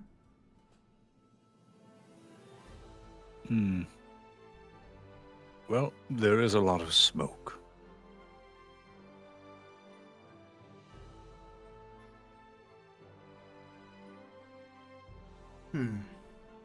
That's all. Why look into it anymore? Why question what the court has in mind for anything out there? Several of the crafters offer wide, sly grins. Hell, in that case, if the direction of the wind's starting to blow in this, in a different way, perhaps you could keep us in mind for other clientele with coins such as yours from outside of the city.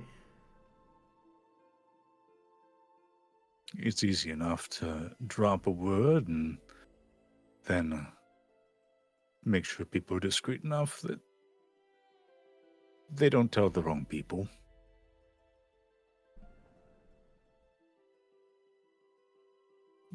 Dorian is under the impression that the Merchants Guild might not be fully appreciative of such measures. Yeah, so that's all. Absolutely. Yeah, you would certainly get the impression that if someone outside of the walls can provide this much wealth, they... Yeah. Why are we staying here when we have to pay taxes and fees to them when we can make a fucking fortune outside the city? But yeah, with that, masks acquired, outfits also acquired. A successful little shopping trip to Coinflow, and perhaps a new, I wouldn't say source of revenue, but at least more finer crafts opening up. It's funny where wealth can get you these days. Yeah. Anything further you two wish to do whilst here in Coinflow? No, we're good. I think unless Dorian has something else he needs to do. Oh, Dorian is staying clear of the house for the next couple days because investigators. And yeah, no, that's it. All right. Orders placed. You begin to make your way back towards lower streets. I will say, Dorian, that on this side of the gate, as you approach the Coinflow side of the gate that separates lower streets, the 2-3 individuals who were hoisted on high are looking incredibly worse for wear. The somewhat youthful lady has expired.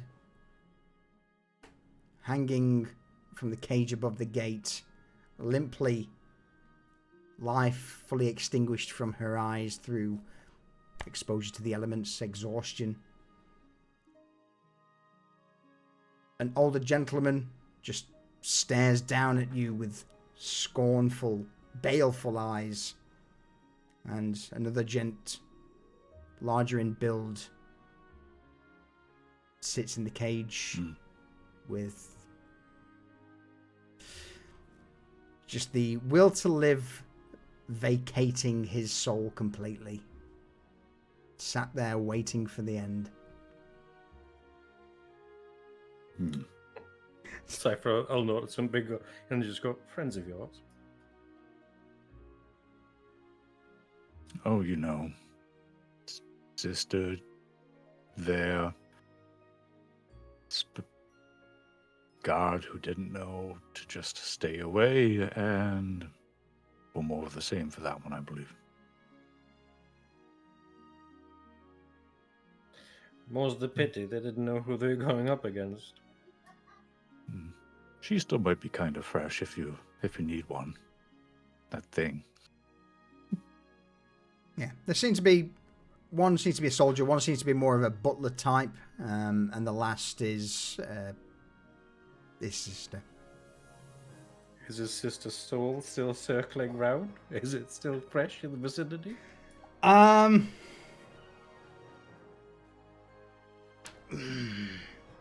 How long's she been dead?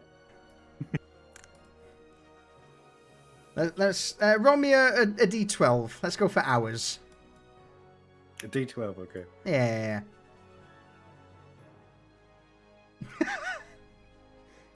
Okay, too long. That's a shame. Well, one time I want to roll low.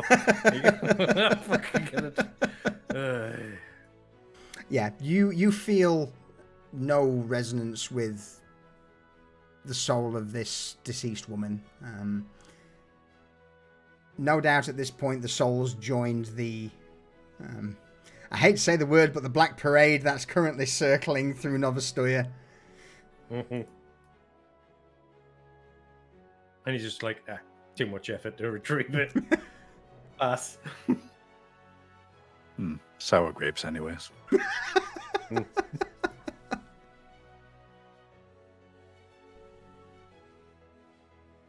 Yeah? Hello. Gondorian, sorry. Yeah, just Dorian will just keep going then. Like, he's not even gonna pay them any heed from this point on. They are not long for this world for much longer. Yeah. No doubt just macabre effigies hoisted on the gates for other ne'er-do-wells to see, or as entertainment for the masses. Yeah, you make your way back into lower streets, and I imagine back towards the direction of the Folly and the Shadow Circle. Yep. All right. Garrett, anything you're wanting to do?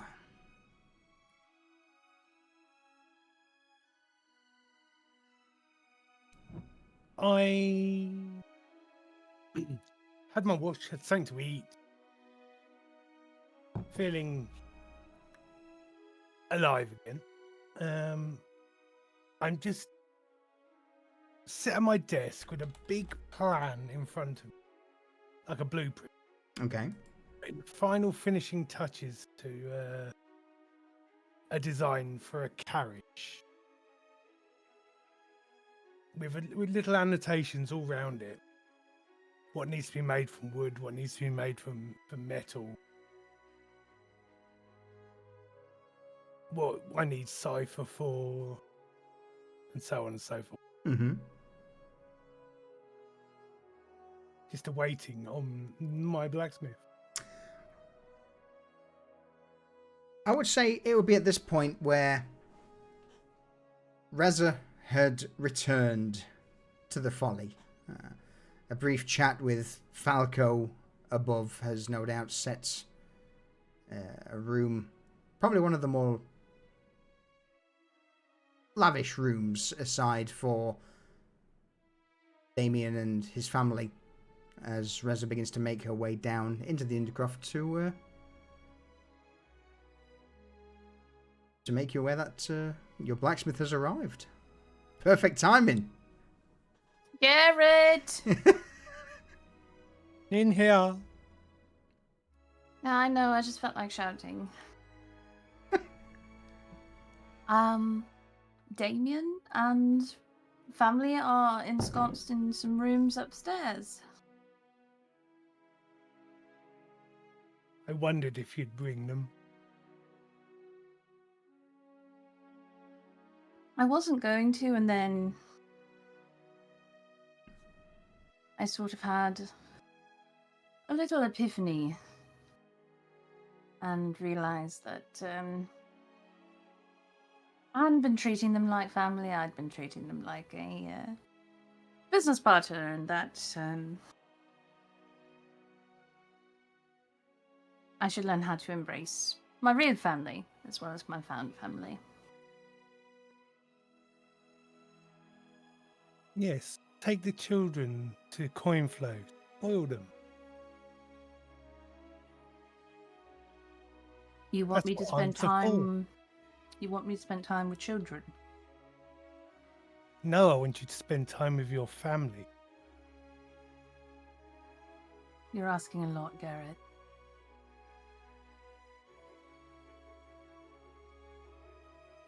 We've got nothing pressing for a few days. The twinkle Get in to her know them. eye reveals that she's joking. Mm-hmm. Oh, I know. She's yeah.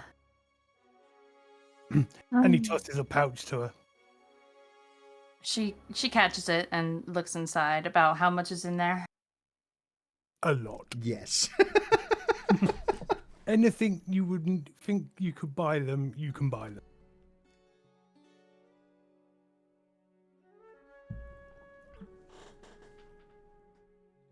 Thank you, Garrett.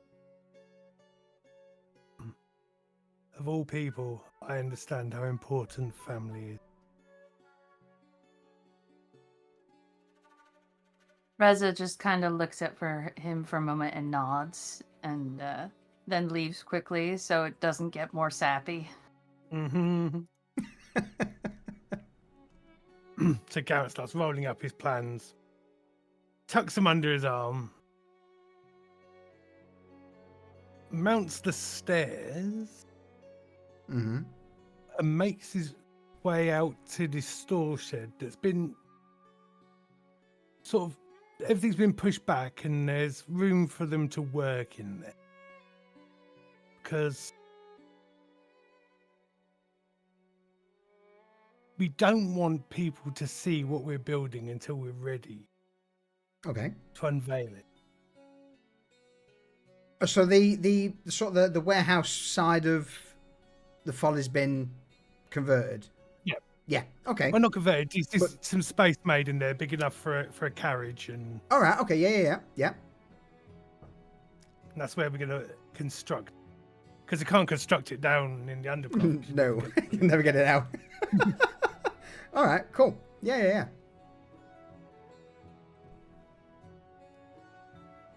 And on my way out, I'll just say to Falco in the bar, when Reza's guest comes down, the gentleman, point him in the direction of the warehouse, would you please?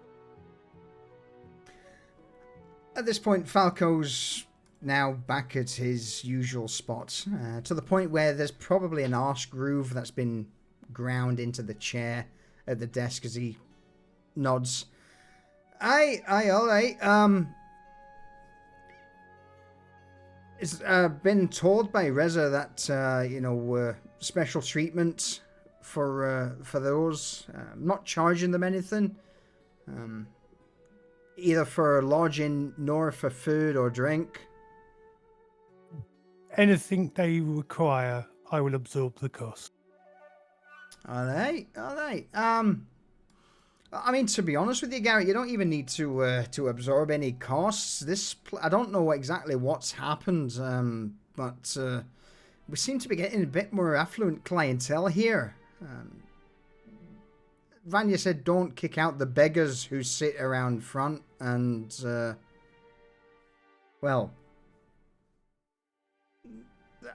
since not removing them, it's been going really well.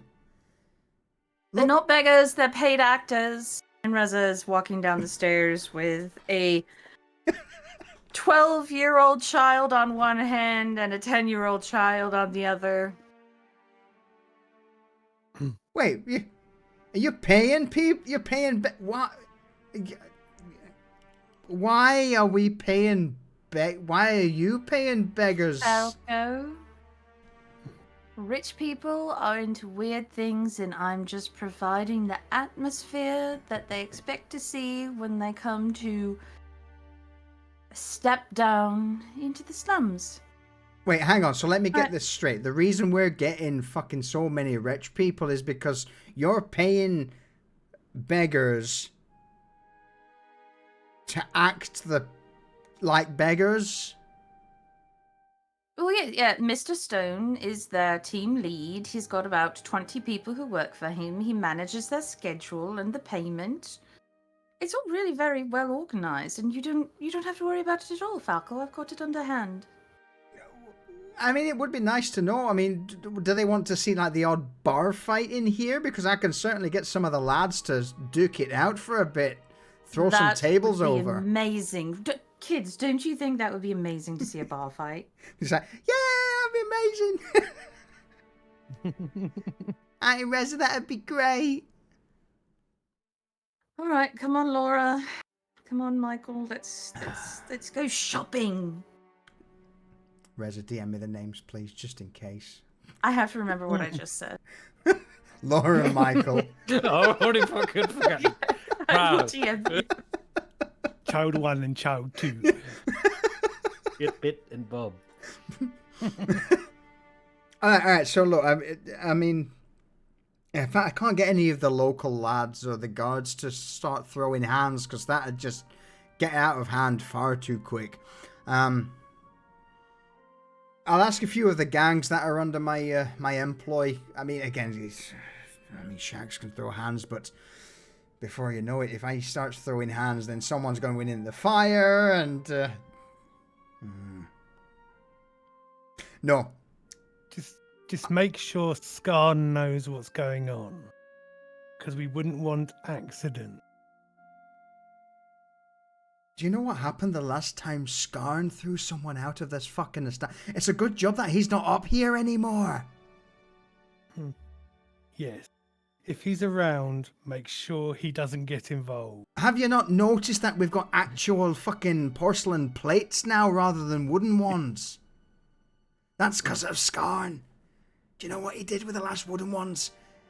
Breathed on them, set them on fire, and used them like fucking flaming frisbees.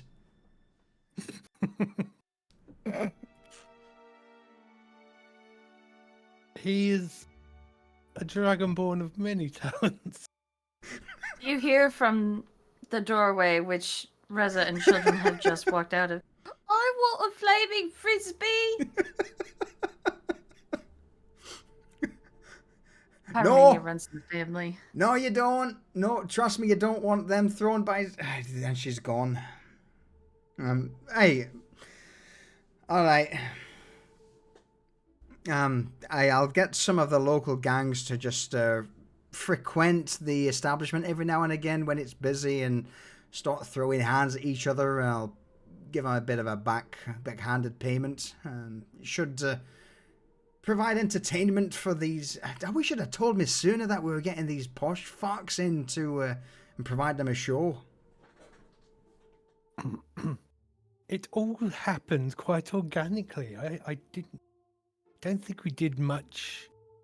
But as we're getting known in the city, people were interested in the... Garrett puts his hands up and makes a two-finger gesture on each side. Slum experience.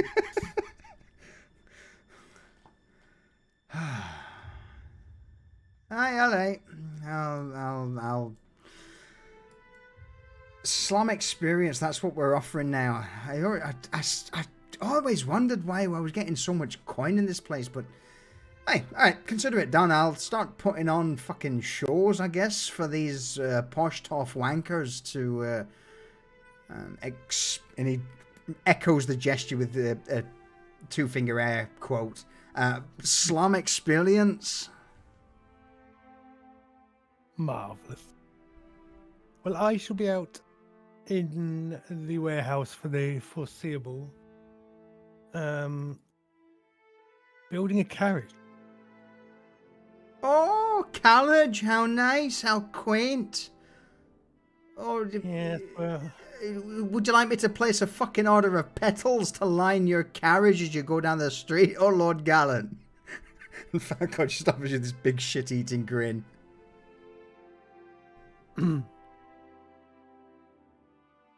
What a wonderful idea. Oh, Are you going to shit. pick the flowers yourself or send out for them? All right. Sits back down at his desk, opens his accounting book, and just offers a dismissive wave.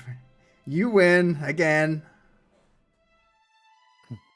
Oh, Falco, do look in your pocket. And Garrett walks out the door. Falco leans to the side, reaches a hand into one pocket, finds it empty, leans to the other side, reaches into the other pocket. What's there? A little pouch of gold. It's like a little bonus for him. As you exit the folly, you say, "Thanks, boss. I appreciate it."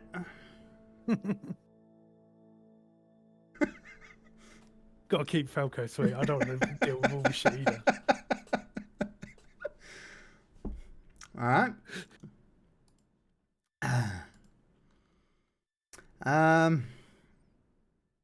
Yeah, you step out into the courtyard. I used to have the Folly courtyard image, but I don't anymore because Foundry changes. But yeah, so you step out into the courtyard of the Folly. At this point, Garrett, you would notice that a lot of the people hanging around here aren't the usual. It's not George, it's not Errol. These are individuals that you've never seen before.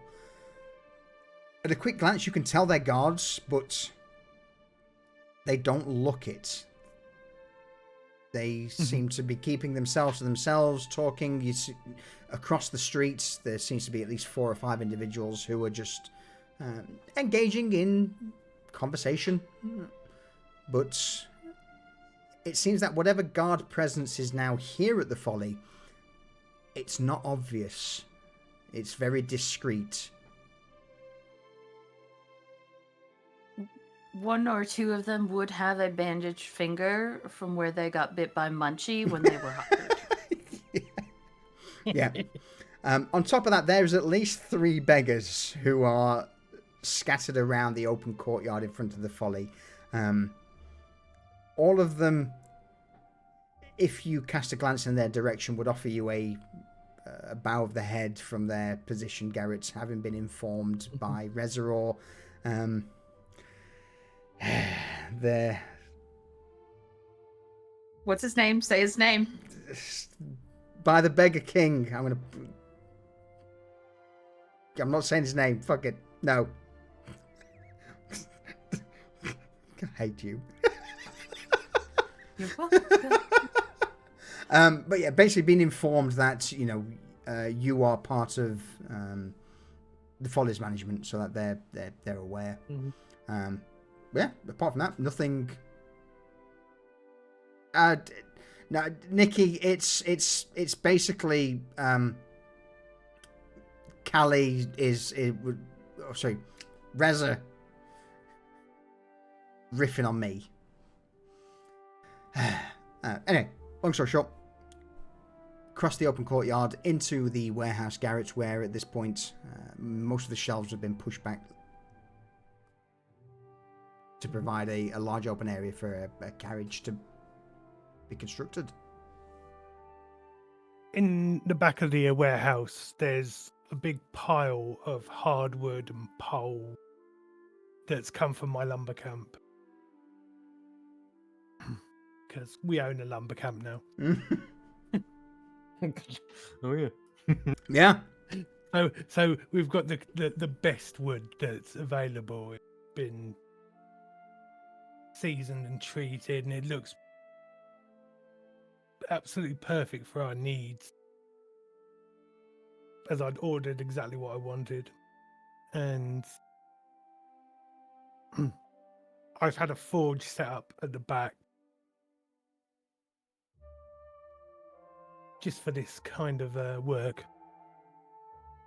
And there's like a one of those slanting draftsman's desk. Yeah. There's one of those that Garrett rolls out the blueprint for and fixes the corners down, so we don't have to fumble with it when we start working. 15, 20 minutes pass, and eventually, Garrett, you would hear the door behind you open as Damien Hellman steps into the warehouse, glances around, and offers an approving nod. Well, I believe Master Garrett Blackthorn, pleasure. Damien offers a bow towards you, Garrett. No need for that, Damien. Just call me Garrett. We're going to be working together, and all this formality will only get in the way. All right, Garrett, pleasure to work alongside you. My sister says there's a carriage. Yes, we have a appointment in High Seat. His eyes go wide immediately as you mention High Seat. Well, that's rather upmarket. Yes. And you need a cart of blacksmith. Why? Well, the carriage itself, I will construct, but the metal fixings, I need a master blacksmith to help me design the thing that will make it work. This is going to be a very unique carriage. In fact, I think probably going to be the only one of its kind in the world. A carriage that's unique, going into the High Seat district where all of the courts reside, and you want my help. Well, oh, Maria, you didn't prepare me for this. Sure, why not? Let's Damien steps up towards the table.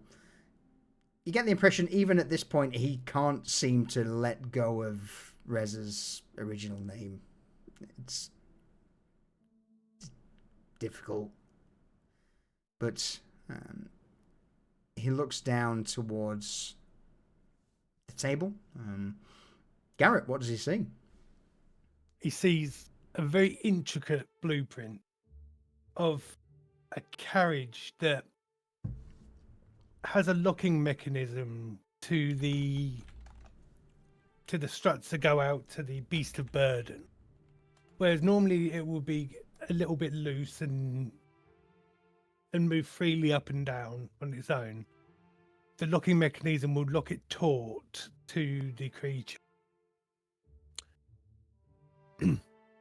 And while it's locking to the creature, it also locks the wheels, and it has something that will extend from the sides and the back. Okay.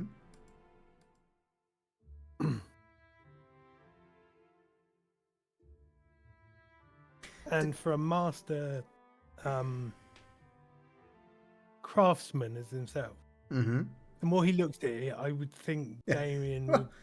Can I ask you a question, if you don't mind? This normally, when we hook on things to carriages, it would be beasts of burden. This looks like either it's attaching to some sort of I dare say either an insect or something slender, something that this is not meant to move across the ground, Garrett. 2 seconds, Garrett, before you answer that question. Guild Superior, thank you for the raid. Welcome in, everyone. Welcome in. Scottish Jeff. Hello. Thank you for joining us in our little corner of Twitch, everyone. And I Scottish Jeff, I appreciate the follow. Thank you. We play D&D5e. Currently running a campaign called Pariahs. This is the second season of our... In fact, how long have we been running Pariahs now, everyone? Yes. 80-something episode. 61. What are we today? 28. 89. This is 89th episode today, so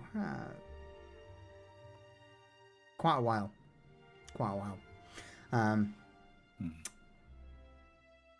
Dorian, anything you wish to add to that?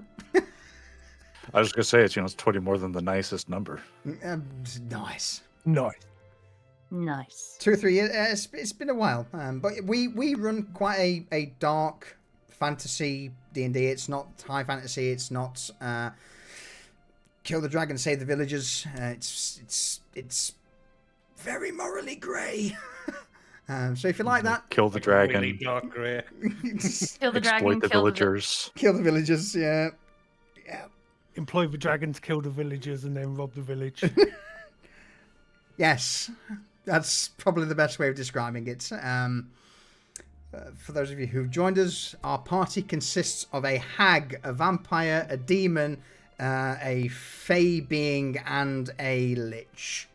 So, if that doesn't give you a rough idea of what we do here, then not much will. Darker the better.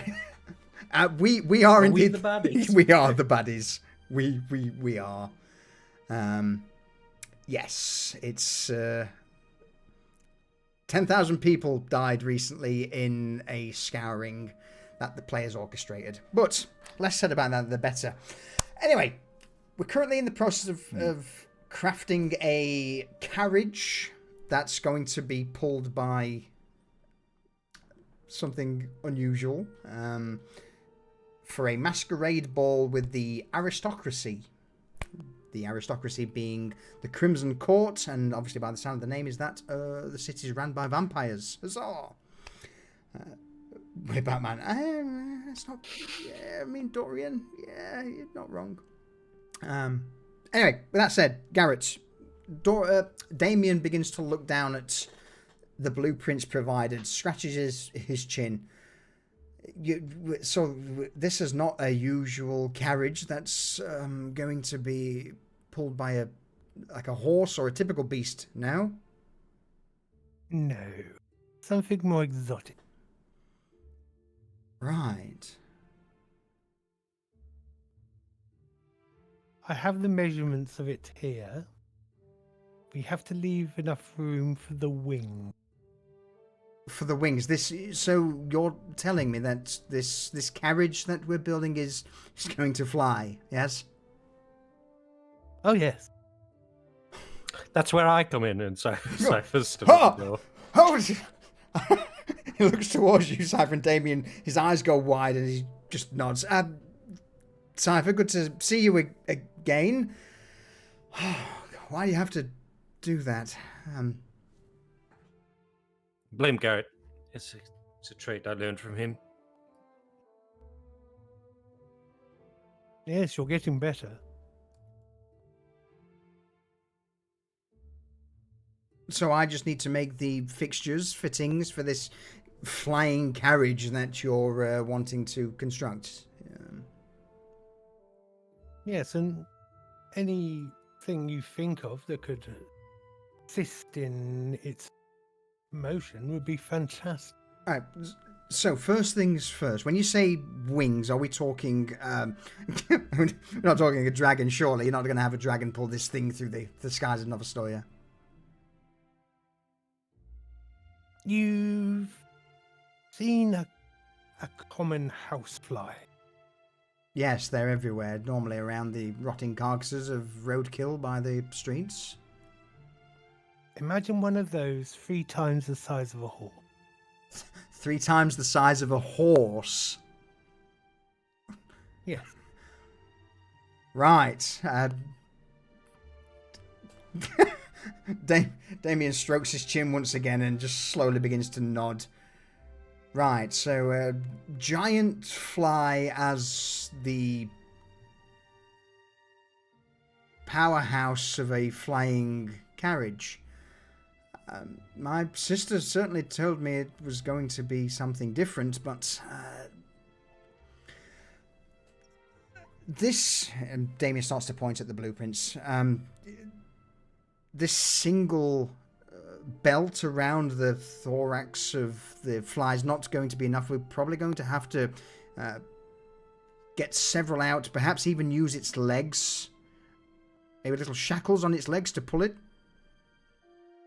It then stops the legs of the fly roiling around and slapping things, and you can also use that to turn it, I guess. And Damien takes a charcoal pencil and begins to make a few extra additions to the blueprints in front of you, Garrett. Garrett just steps back and lets him, with a self-satisfied smile on his face, that he's picked the right man for the job. You just hear it. So if you then start pulling on the left lead, then that'll jerk the fly. It turns over his shoulder, looks towards both of you. A fly? Really? A giant fly to pull a carriage through the...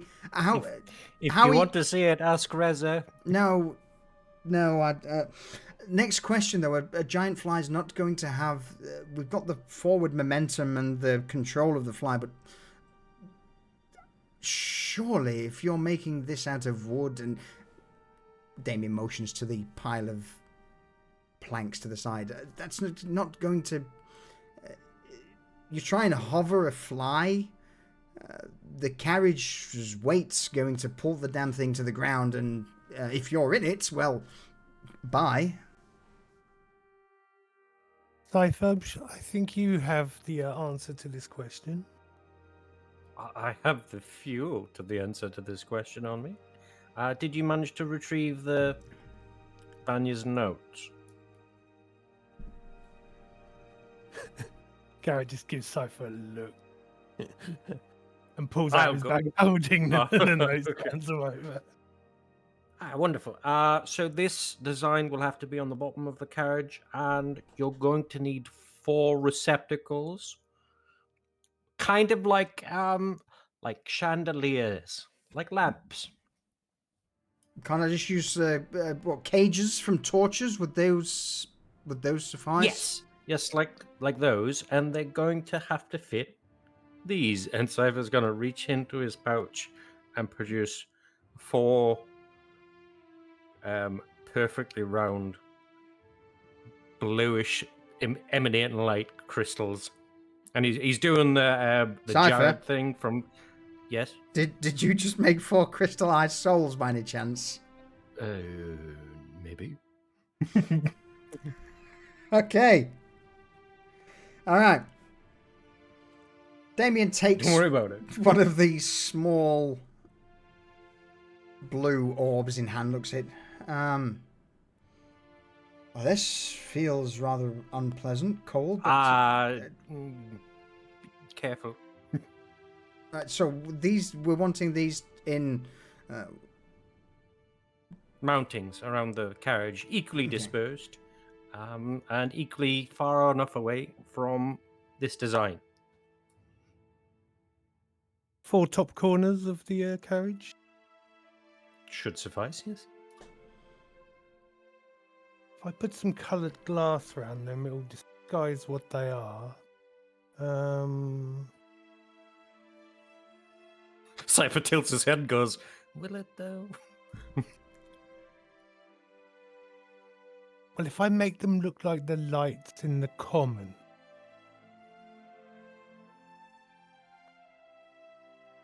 That could work. Yes. Use some red glass to hide the fact that it's... Yes. That's it.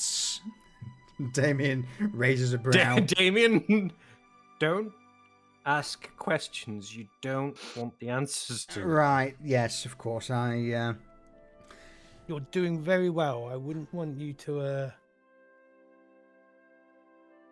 lose focus. Right. So, let me get this straight. Building carriage, those 4 crystals need to be equally spaced around on the top parts in sconces that are... I'm not a glass blower by any means, but When do we need to get this done by? Now, here's the rub. We have 4 days. Oh, we're building a carriage for a giant fly in 4 days.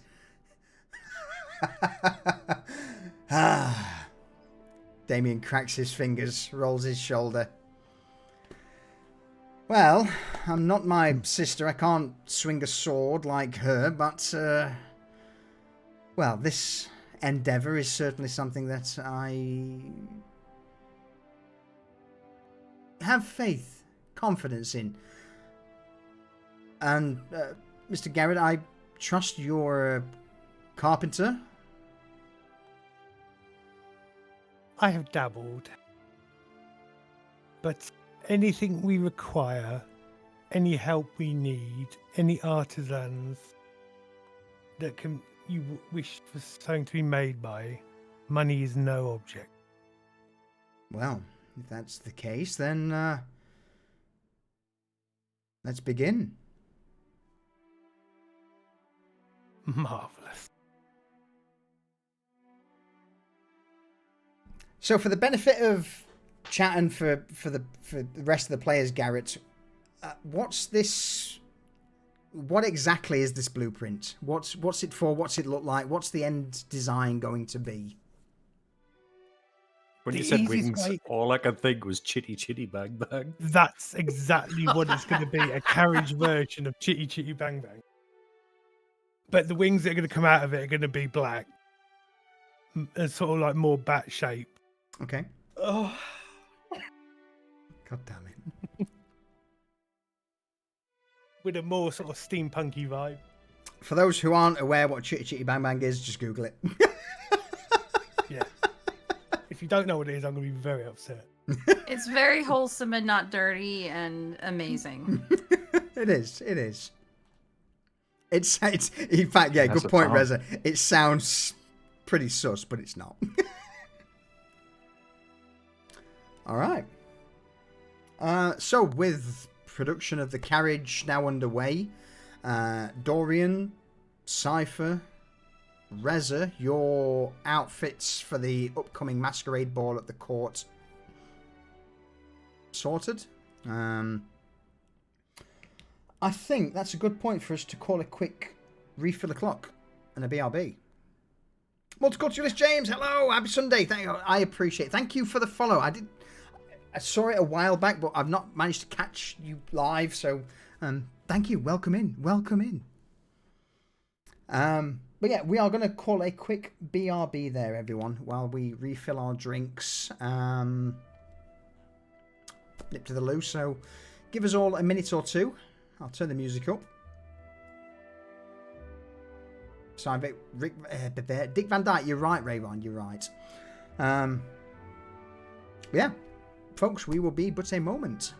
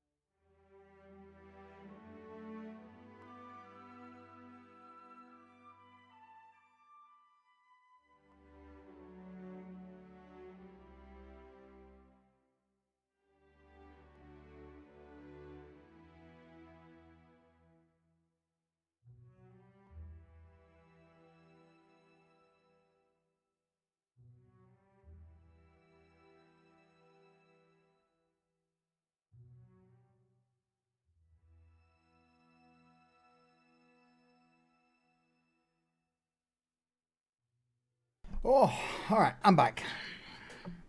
Welcome back. Thank you. Welcome. Ta. Are we waiting on anyone? Nope. Well, you're not waiting on me. Oh, in that case then. Fuck Dorian. Wow. Matt Boozle, thank you. I appreciate it. We've a lot of time and effort's gone into to getting stuff set up. So with that said, then, production of the carriage is now underway.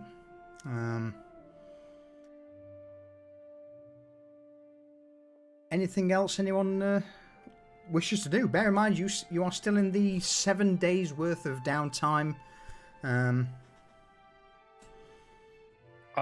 Probably go and recruit a certain fucking orc to our cause to help build this.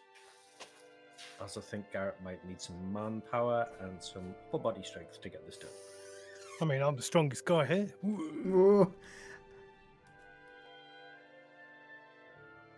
All right. But yeah, I'll probably pull on some of the contractors to lift and hold things while they're screwed into place. All right. Cool. Blimey, hang on a minute. Before we kick off, just everything. It's all kicking off here. Matt Boozle, thank you for the follow. And then Elle comes in with the raid. It's been a night of it. Hello. Welcome in, everyone. Thank you very much. Elle raid, how are we? How was your stream? How you doing, Caspian? Solid 10. Hang on. I've got a solid's always in here. Let me gift Solid a sub. Because adverts are in the process. You literally caught us during adverts. Typical.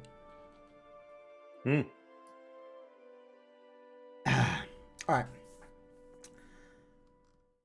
We need Dwen.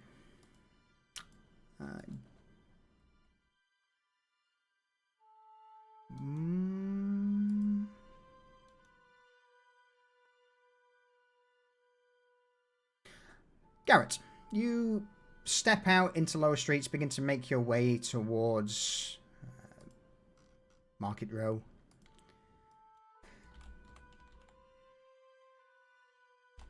Do I not have Dwen? There she is. It doesn't take too long for you to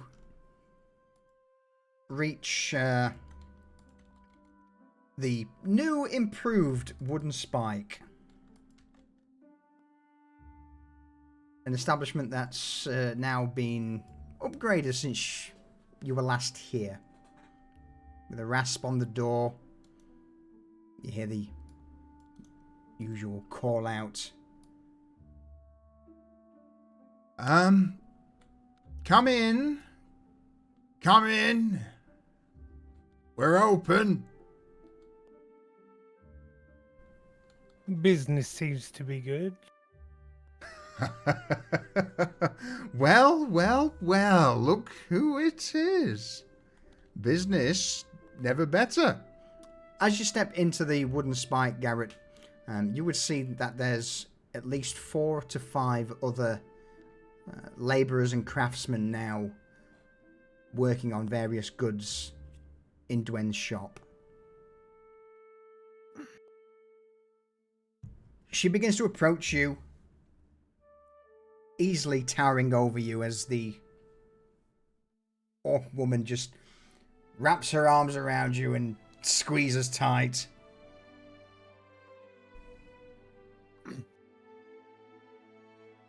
And I return the hug and squeeze her extremely tightly. I'm wearing my buttons. All right. I get it. She sticks her hand on your forehead and starts to try and pry you off. It's good to see you again. Well, since having revamped all of the Folly and other places, Skarn's not broke anything as of late, so I've not had chance to pop over and see you. Well, just so happens I might have some work if you're interested. Garrett, you step into here with the promise of work and you ask if I'm interested. Well, I see a businesswoman of your caliber might have time for little old me these days. She grins and you would see that as her teeth are bared, the small fangs at the bottom of her jaw protrude out. That's bollocks and we both know it. What have you got? We're building a carriage. Oh, so walking's not good enough anymore for the likes of Lord Garrett. And she makes a... Over... The best way to put it is a bow that's almost mocking. She rolls her hand a few times, bows down, sweeps her hand out to the right. Grinning, of course, while she does so.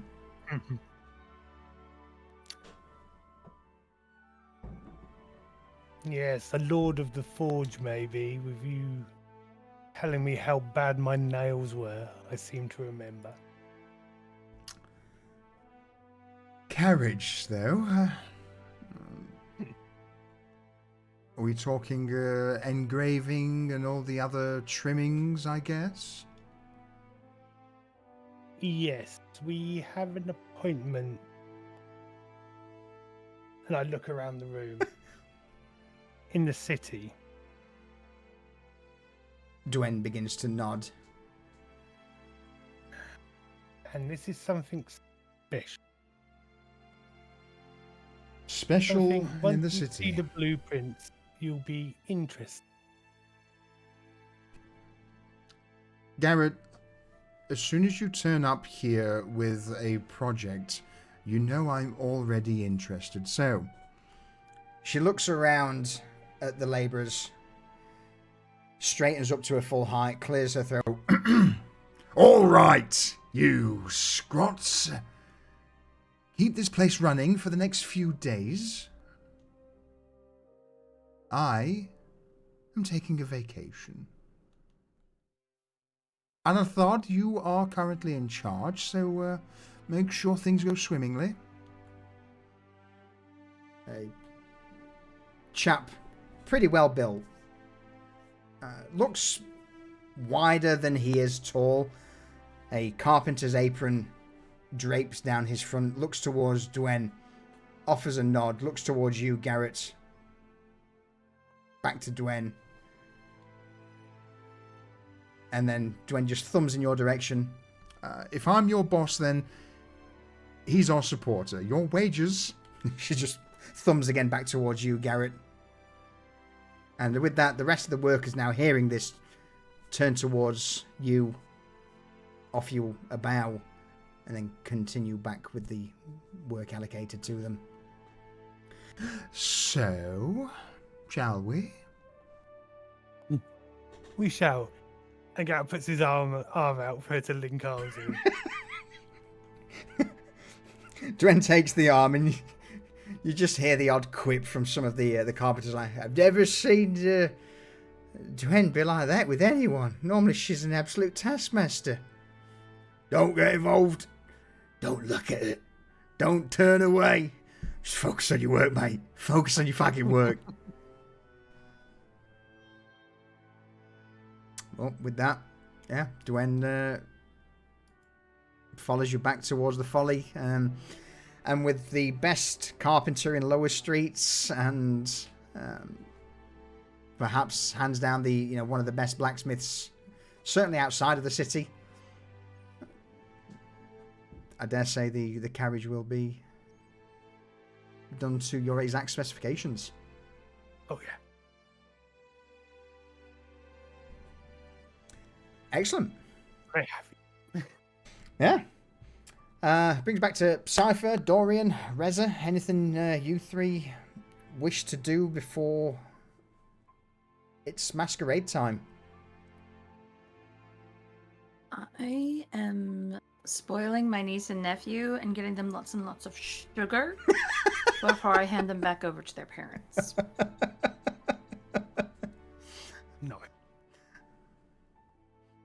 All right. Yeah, you.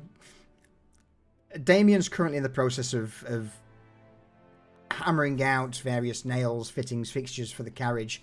So it's just Louisa who gets handed these two hyperactive children, and there's a look of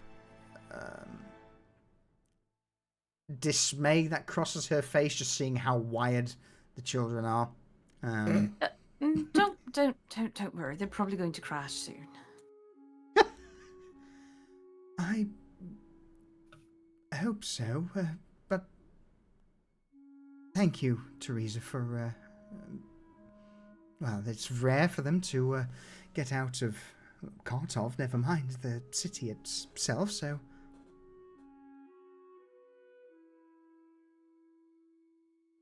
Well, it's high time I started spoiling everybody. thank you, though. It's not quite sure what to do with myself here. I don't need to cook any meals, or everything's pretty much... There's a library downstairs. You could... I mean, some of the pages are a bit rough because the Dragonborn's been flipping through them, but you could have some you time, get a cup of tea or wine. Well, when these two crash, and she looks around at the two children who are no doubt in the process of destroying whatever mattress is on the bed by jumping on it. When these two eventually fall asleep, I think I may just do that.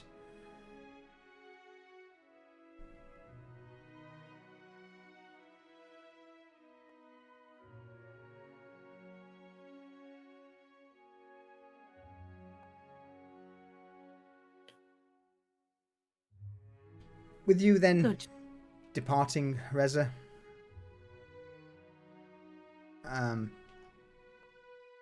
By this point, I would say it's getting towards late evening, with everyone's various tasks done. What's the plan? Is there anyone wishing to meet, or? Well, Reza would have dropped the kids off and then gone to the warehouse and dropped off the beetle with Garrett for fitting to the carriage and everything. Okay.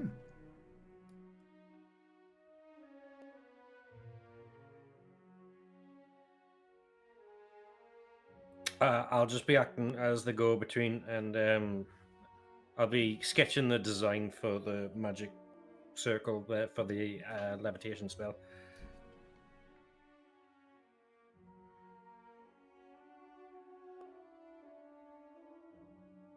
As evening begins to press on, so Reza warehouse, Garrett warehouse, Cypher warehouse, Dorian, whereabouts would you be? Well, he would initially return to the Folly and make sure that everything is good there. Maybe get us a little bit to eat, and if he knows everyone's on the warehouse, he'd follow them out there. Okay.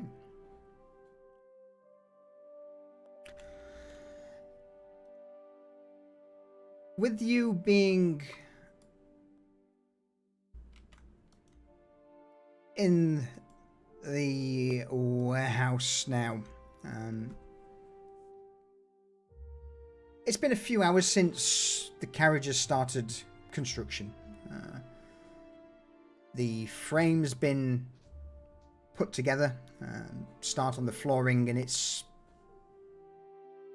beginning to take shape. Dwayne easily hacking through various planks, sizing them up, sawing them through. Damien making nails, fittings, fixtures, embellishments. Cypher, you've been working on a large portion of the magic sigil to go on the bottom. You are all met with the door bursting open. In fact, before the door bursts open, you'll probably hear screams out in the courtyard. As it gets later in the evening, obviously more punters start turning up, more customers for the folly. Now, these screams aren't of terror. They're not of a fight or of something occurring outside. It's more shrieks of upper class ladies, of gasps, of surprise. But with that, as the door bursts open, a familiar voice just echoes into the warehouse. Godea! Godea is here. She wishes to speak. As Skarn crouches down, bursts through the door, and sticks his head into the warehouse. Cordea's here? What the fuck? Oh, Garrett, didn't you send her a message summoning her for the... Yeah, the stuff? Oh, yes, for the party. Yes. I didn't summon her as such. I just said when she was free, if you'd like to have an evening of letting her hair down, and we could talk about... Godea is here. We heard you, Scott. Skarn. Thank you. Good. I shall let her know that you will be on way. Also, Is she in the circle?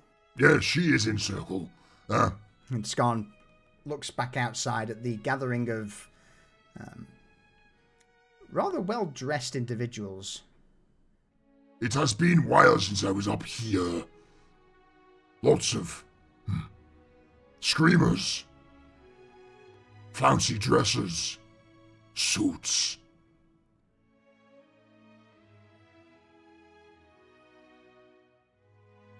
You will have been a surprise for them, no doubt. Do you wish me to throw them out, Garrett? No, no, no. They pay very well to come and experience our little corner of Novostoya. Experience. Then I will give them a show.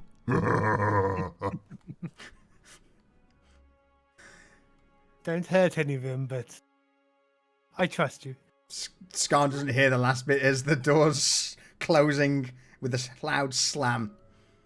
You hear the stomping across the cobbles outside, and then just the roar of the large dragonborn, followed by, sounds like crackling, and from the crack of the door and the window to the warehouse, you just see orange illuminate.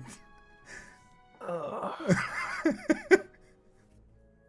we going to have to increase his salaries if he's part of the entertainment portion as well as the fighting pit?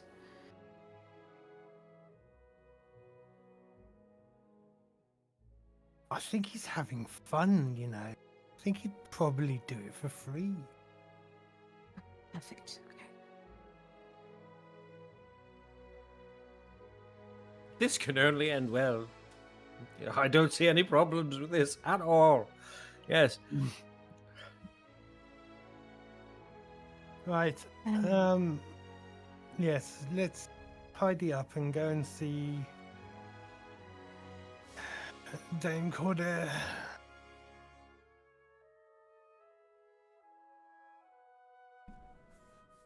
Dwayne and Damien just flick you all a thumbs up, signaling they'll carry on with the work. With you making your way back across the courtyard towards the Folly to head towards the Shadowed Circle, there is quite the scene in the courtyard of the Folly. You see two beggars running round on fire. Oh no. A group of well-to-do nobles showering Skarn in silver, and what appears to be a somewhat older aristocrat almost hanging off of Skarn's bicep.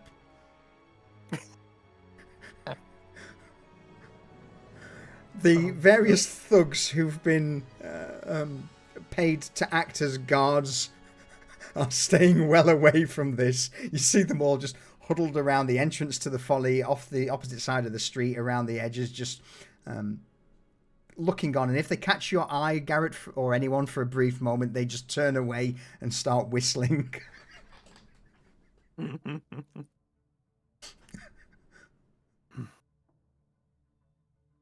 Well, at least we employed sensible ones this time.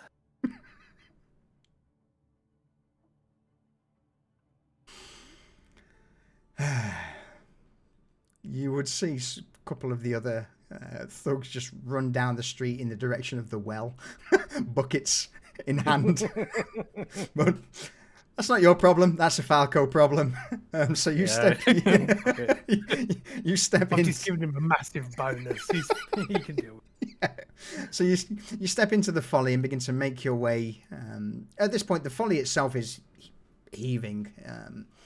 All of the tables are full. That people stood around the bar, even around the edges of the room. There's people stood up.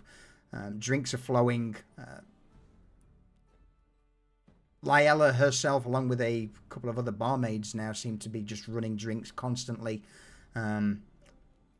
Various bowls of soup are coming out of the kitchen. Off into the corner of the Folly, there's a scuffle.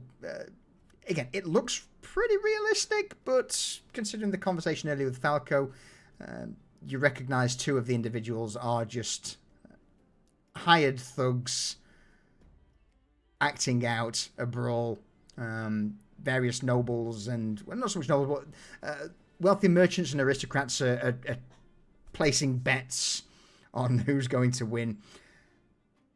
Overall, for anyone who's not familiar with the Folly, this looks to be the dirtiest, most wretched tavern possible. But at the same time, there is a sense of safety, almost theatrical in how everything's occurring. None of the merchants, none of the aristocrats are ever dragged into a fight, no matter how brutal some of the scuffles get. But again, that's not your concern. This is Falco's domain. You just want the coin. So you continue through the kitchen, into the basement, into the Undercroft, and eventually reach the Shadowed Circle, which is also now busy. It's fight night at the Shadowed Circle. Here, other merchants, again, perhaps those who maybe started upstairs and worked their way down, or those who are here to bet on the fights and then finish off in the Folly upstairs. There's no real understanding for most people that the Folly and the Shadowed Circle are the same business, because there's no easy way to get from the circle up to the Folly. Regardless, though, it seems money is constantly flowing. But with that, the pit itself seems to have a couple of fighters from the upper districts training. Vern, the small blue-haired gnome, screaming at the top of his lungs, narrating the fight as it goes. But the one thing that will catch your attention is in the corner, your usual seat, one of the booths. is Dame Cordeia. No sign of Casca this time, but just Cordeia sat alone at the table.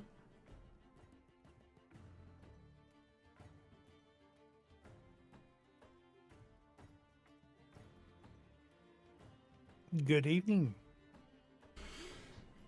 She swirls a glass in hand, and without even looking at you, Garrett just raises it in greeting, her eyes fixed on the fighting pit ahead.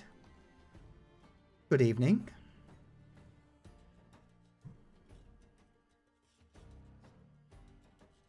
Wonderful to see you again.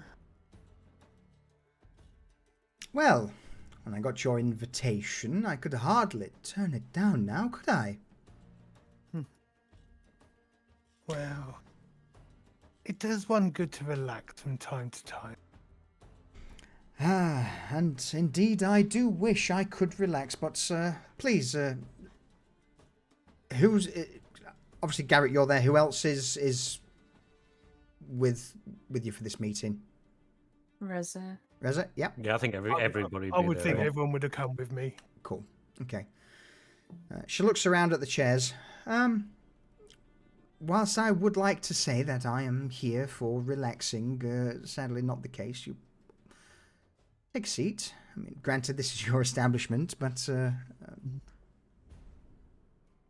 few things have come to my attention that, well, I think you should be informed of. Intriguing. She shakes her head. Interesting. Her expression, not that of... it seems to be rather serious.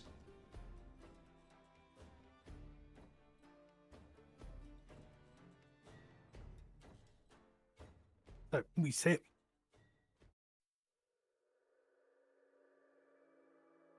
All right. You all begin to take your seats at the table as Cordeia leans back in her own chair. Just before I continue, this place is... I mean, no one is be able to overhear over the shout of the crowd and your commentator over there, but is this place safe for discussions? We enforce a strict neutrality policy here. People don't encroach on others.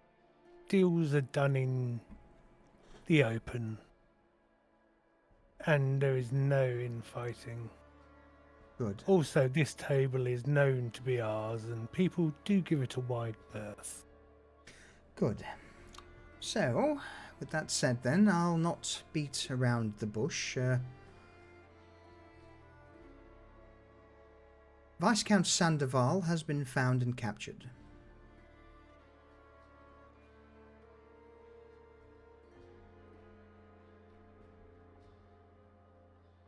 That didn't take long. No.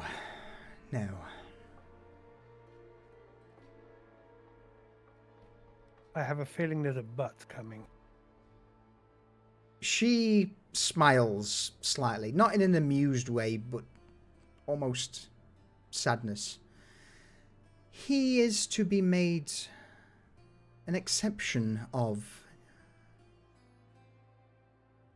She reaches into her doublet and produces 5 small scrolls, places them on the table. Your invitations to the Vulpescu estate.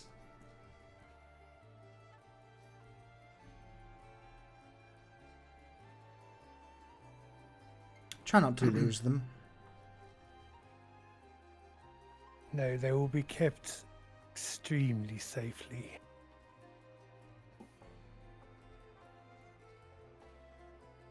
I hand one each to everyone present, and I put Vanya's in my bag of holding with mine. So what do you mean by made an example of?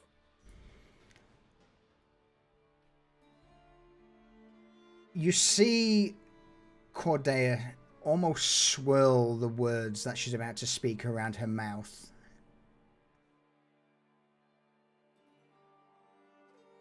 He is to be made an example of in front of the Estoyan aristocracy for his transgressions against the court and she says the people. She just seems to roll her eyes. You all get the impression it's got nothing to do with the people. Yeah. I cannot say much, but I would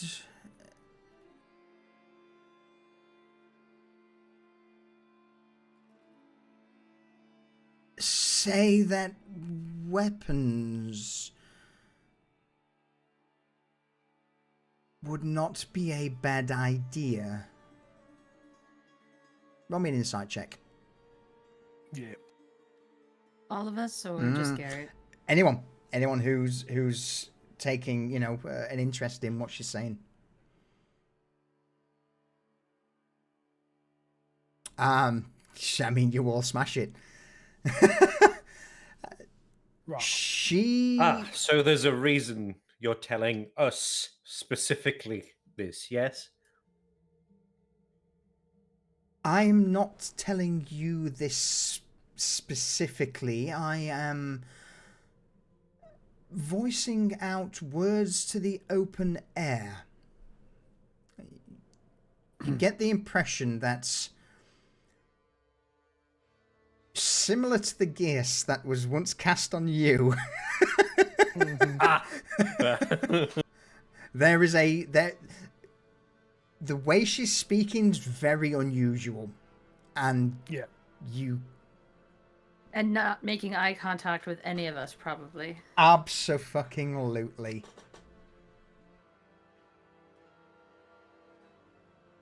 We have fought together before, and you were incredible fighters. But, well, weapons, you'll all agree, weapons are never a bad thing, and you were also very good at using them, yes?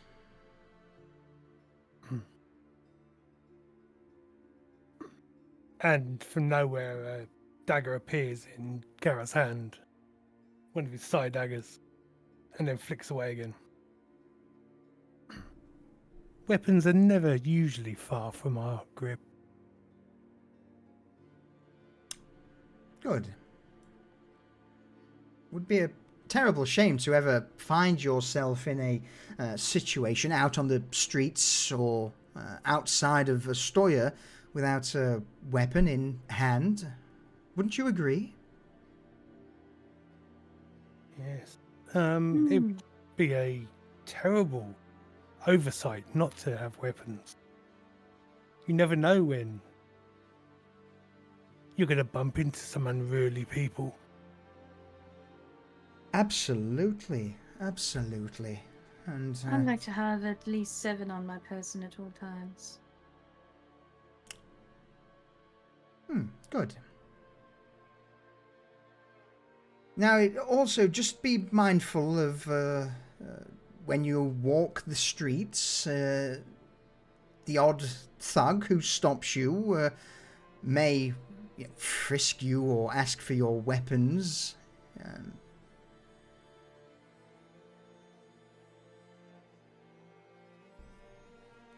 If you're ever in the presence of, one of the old the gang lords, they don't seem to want to converse with those who have weapons. So, from what I imagine in your line of work, they typically let's just say that if you had someone walking into your establishment, in fact, I've even seen it. You have some of them hand their weapons at the door. Do you not?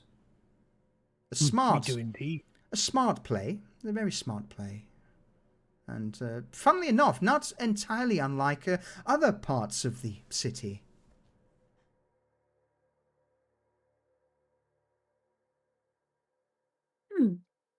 I would imagine it's a very common practice for those who want to make sure that if there's a large gathering of people, that there is no outbreak of weaponized violence, I guess. Absolutely. Absolutely. It's a reasonable precaution. Well, now that unruly conversation is out of the way, yes, I came to tell you that, one, I'm here to indulge in your offer, and second, that Lord Sandoval is to be presented to the court as a traitor to Novostoya. Traitor to the court, a traitor to the people, is to be punished. She tries to say something else, but just as the words try and leave her mouth, you just see her jaw lock up. She takes a sip of the drink in front of her, tries to say the words again, and then just shakes her head. Yeah. Dare say his punishment will be a little more than losing his land and title. Correct. He has been offered... She seems once again to lean back in her chair, struggling against something as... a trial, You know, exile, or execution.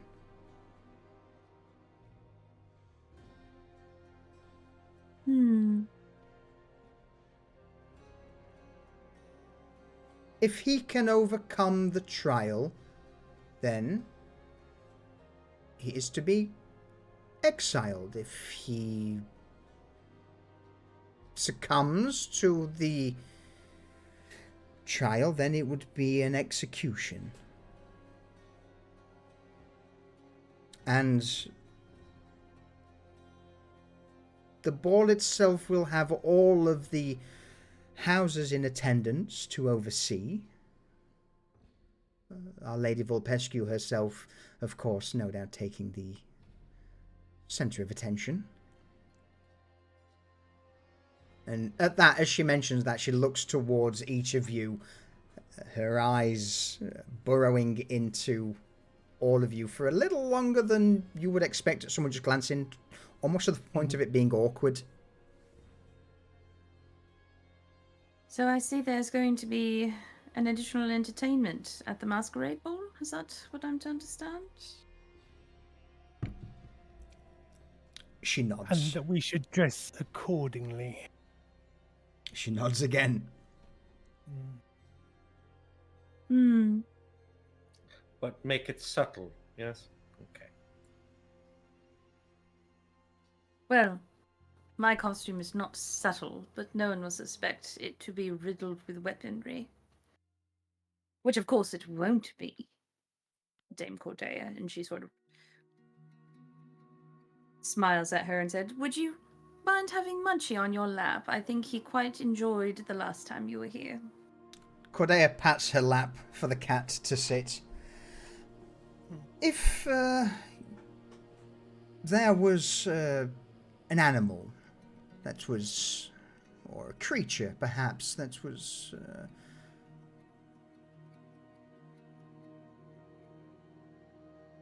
hidden, unbecoming, unknown to the wild, what would that creature be? She looks back to the pit as she's saying this.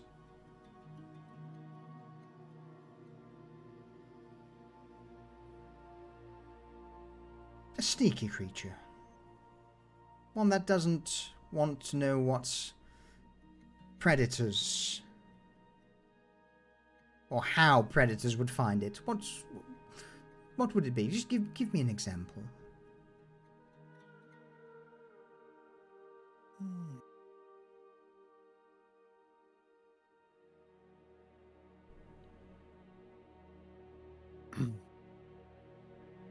In Novostoya, maybe bat or a rat. A rat? Yes. Let us say these 5 rats that scurry in the darkness, suddenly are brought out of their holes, their sewers,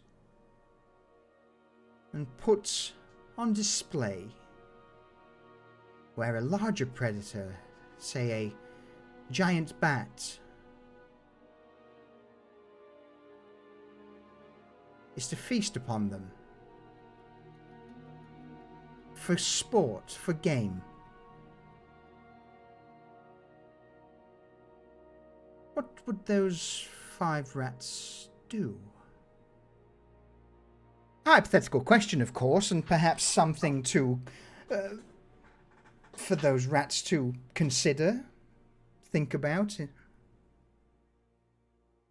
How would rats fight a giant bat? Perhaps this is something for your pit, Garrett. Perhaps. I think perhaps the rats would surprise you. The rats would certainly band together and Hmm. use every advantage at their disposal to overcome the bat. Ah, but the thing with bats, especially those of the giant variety, is one shriek and perhaps several smaller bats may come to their aid.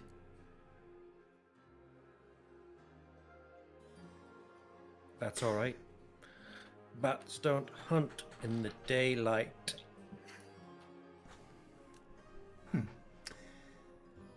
Well, perhaps in due course, you could build a cage around your pit and we could test out this little theory of rats versus bats. Very much so. I think I've got the gist of an idea. I don't have the faintest of idea what you're talking about, Garrett. I was merely conducting an interesting discussion into a potential fight for your pit, but...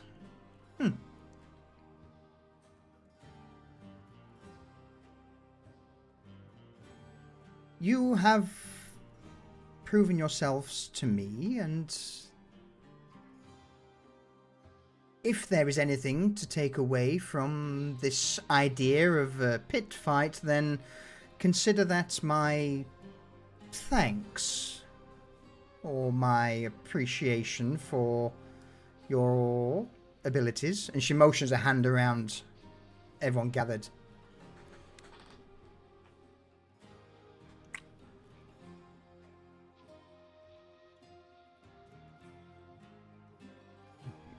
We also will not forget the sage advice on operation of our fighting pit from one of yourself.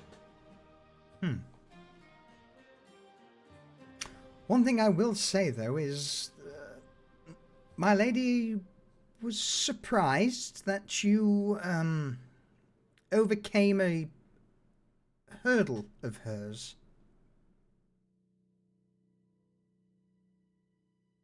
I think it would be fair to say that we were surprised as well, and it was a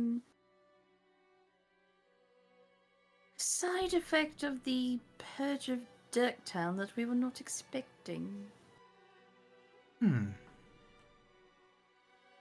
Definitely not our intent, I assure you, and please assure your lady as well. Cordair nods in understanding. And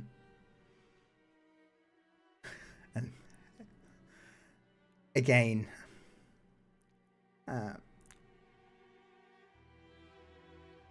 you've met Cordair before. Sometimes it may you may be speaking to Cordair, you may be speaking to who knows? Who knows? Vampires and their ilk. Trixie.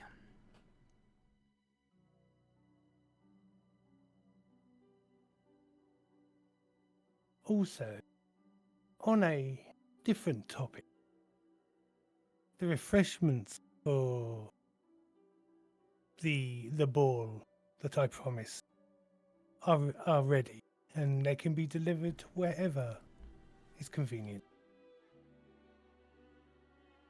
Ah, good. Well, if you can get them into coin flow, I can pull some strings there to,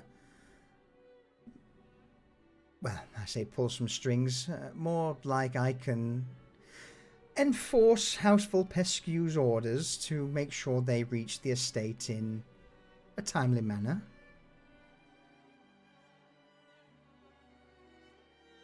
Marvelous. I shall send you a missive as soon as they are ready for action. Excellent. Also, no sign of the pretty little flower that hangs around with you all? She is previously engaged. And Cypher just smiles. Unfortunate. Well, any other questions you have of me for the ball itself, or anything? Now, granted, keep in mind that I may not be able to answer everything. Mm-hmm.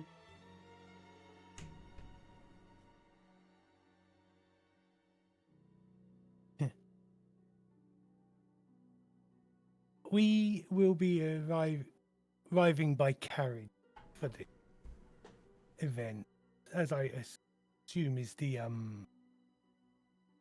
norm. You would be looked down upon otherwise.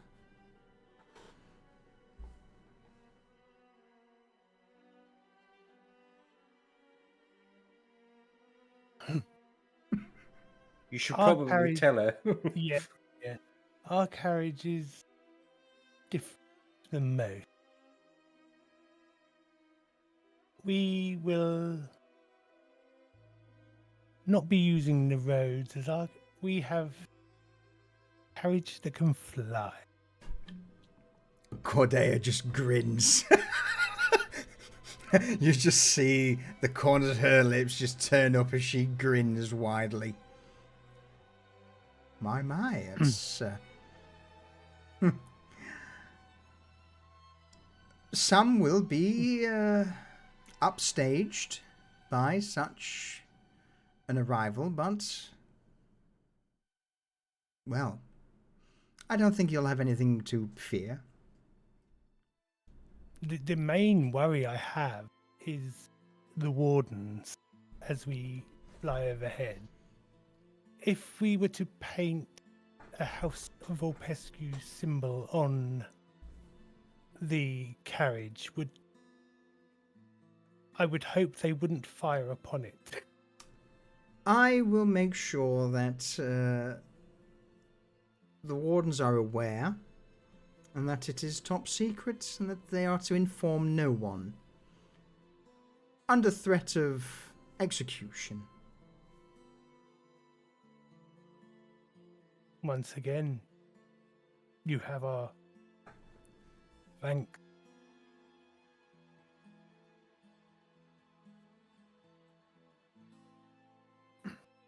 And any time you need a break from your work, you will always have a table here. Well, I am not due back for several hours yet, so she raises the glass from the table. I believe I shall take you up on that offer. Munchie meows and kind of reaches a paw out towards her hand that's holding the glass because that's the hand she was scratching him with, and he's upset.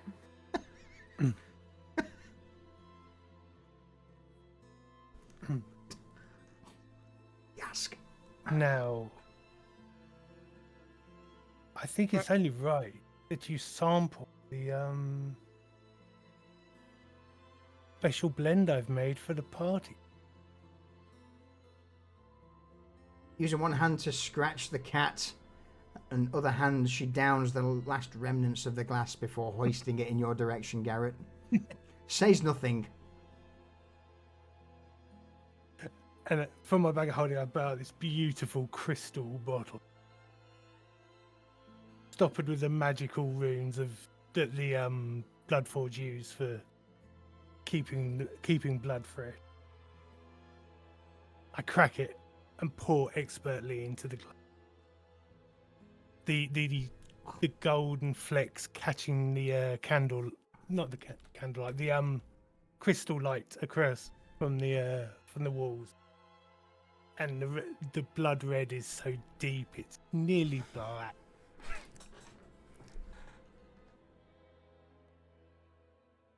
Dame Cordeia takes Oh no! takes the glass in hand, swirls it round, looks at it, nods. This is different. Takes a sniff. And then at that moment, you just see her entire countenance change. What was quite a reserved, almost haughty attitude suddenly just seems to drop as her pupils dilate, her mouth or jaw slackens slightly at the aroma, and she just begins to neck the entire glass, the whole thing just down the hatch. As she puts the glass down, she blinks. Oh my. The glass goes back towards you, Garrett. I top it up. Reza raises a finger for the bartender to bring her an empty glass. The same situation plays out again. Dame Cordeia just downs the entire glass in a few gulps. And again, for the third time, the glass appears not 10 seconds later in front of you, Garrett. My God. I give I still got to speak. I fill a glass up again and it's like, make the most of your night off.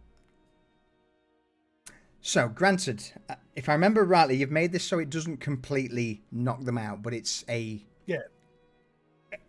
She'll be buzzed. Yeah.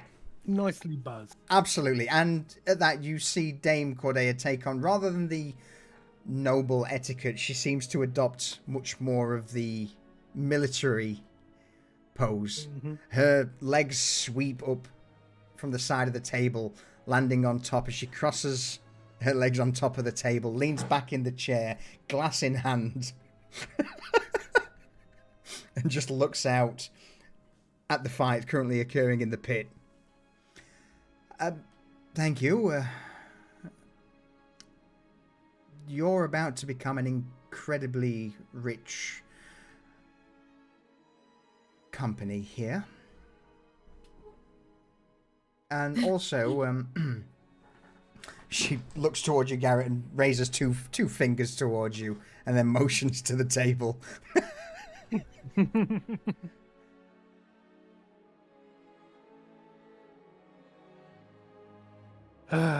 I'll pull out 2 bottles and put them on the table for her. She just nods and then looks towards you, Reza, and with a hand motions towards one of the bottles. Care to join me for a light bit of entertainment? I would love to. And she pops the cork on a bottle and tops off Dame Cordeia's glass and fills her own glass.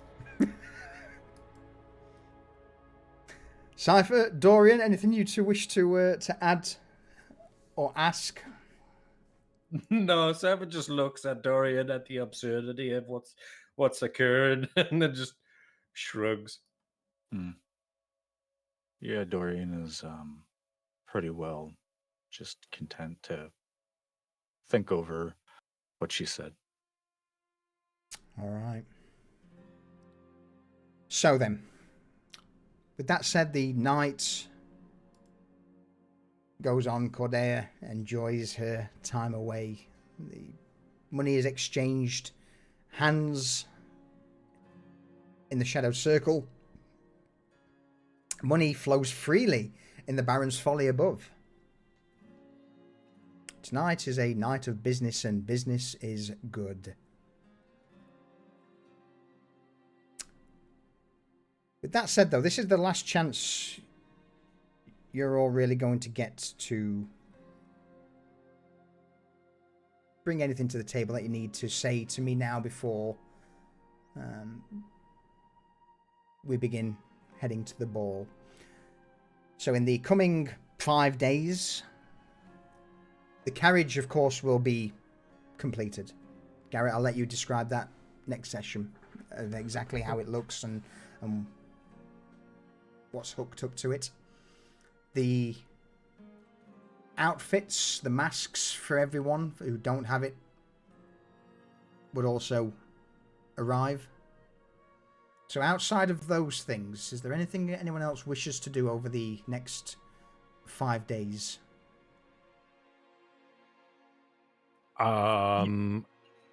Yes. Probably hash out a way to hide Dorian's weapons and equipment. I'm gonna let you have a think on that. You can bring that. Yeah. We'll bring that to you Mm-hmm. over the. Yeah.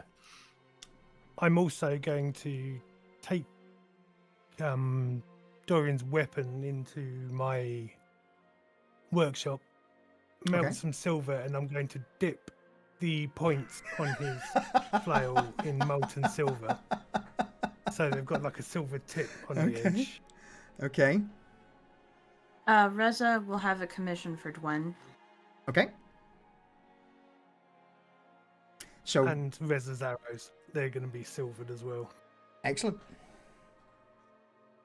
So yeah, have a think. There will be a bit more time just to describe what you've got, but we're not going to, RP it out as such. It'll be a case of you've now got 5 days to prepare what you need going into the Vulpescu estate in High Seat,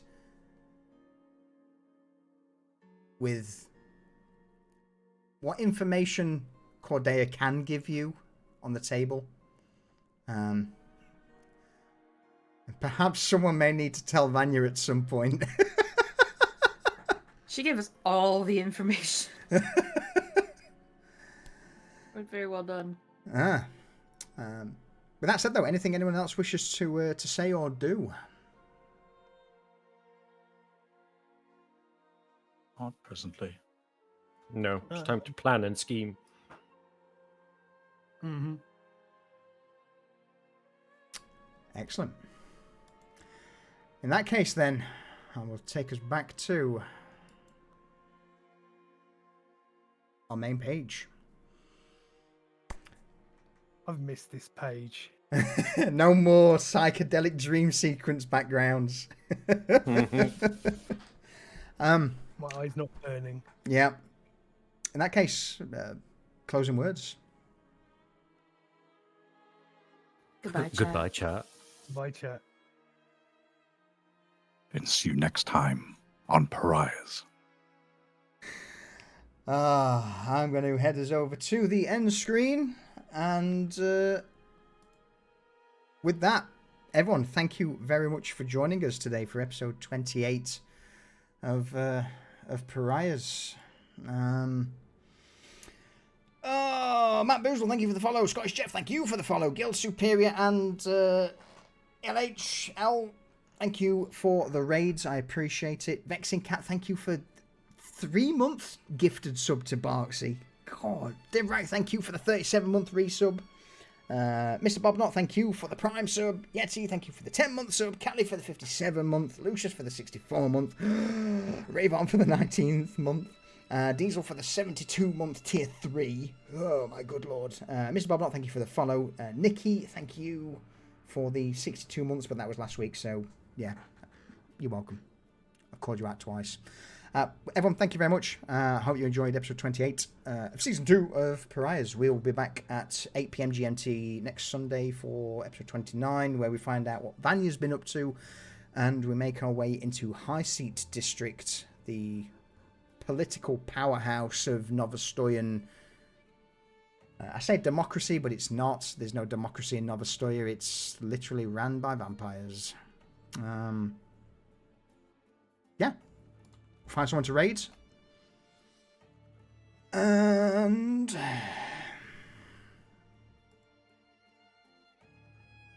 go from there. Dobby, I saw you as well. Hello. Hello. You're welcome. You're welcome, Durs. Thank you. Alright, I'm going to crank the tunes up. Find someone to raid. Oh, thanks, Vex. I appreciate it. It's nice to be back in the DM seat, having let the players run rampant for the last 4 or 5 sessions. Who is streaming? Who can we raid? Who can we raid?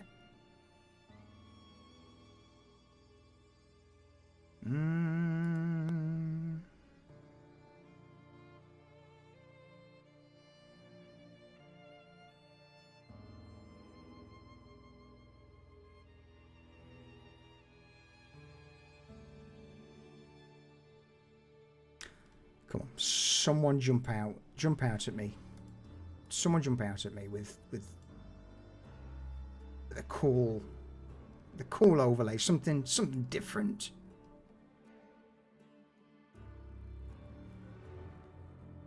I think the answer is going to be no. So, with that said,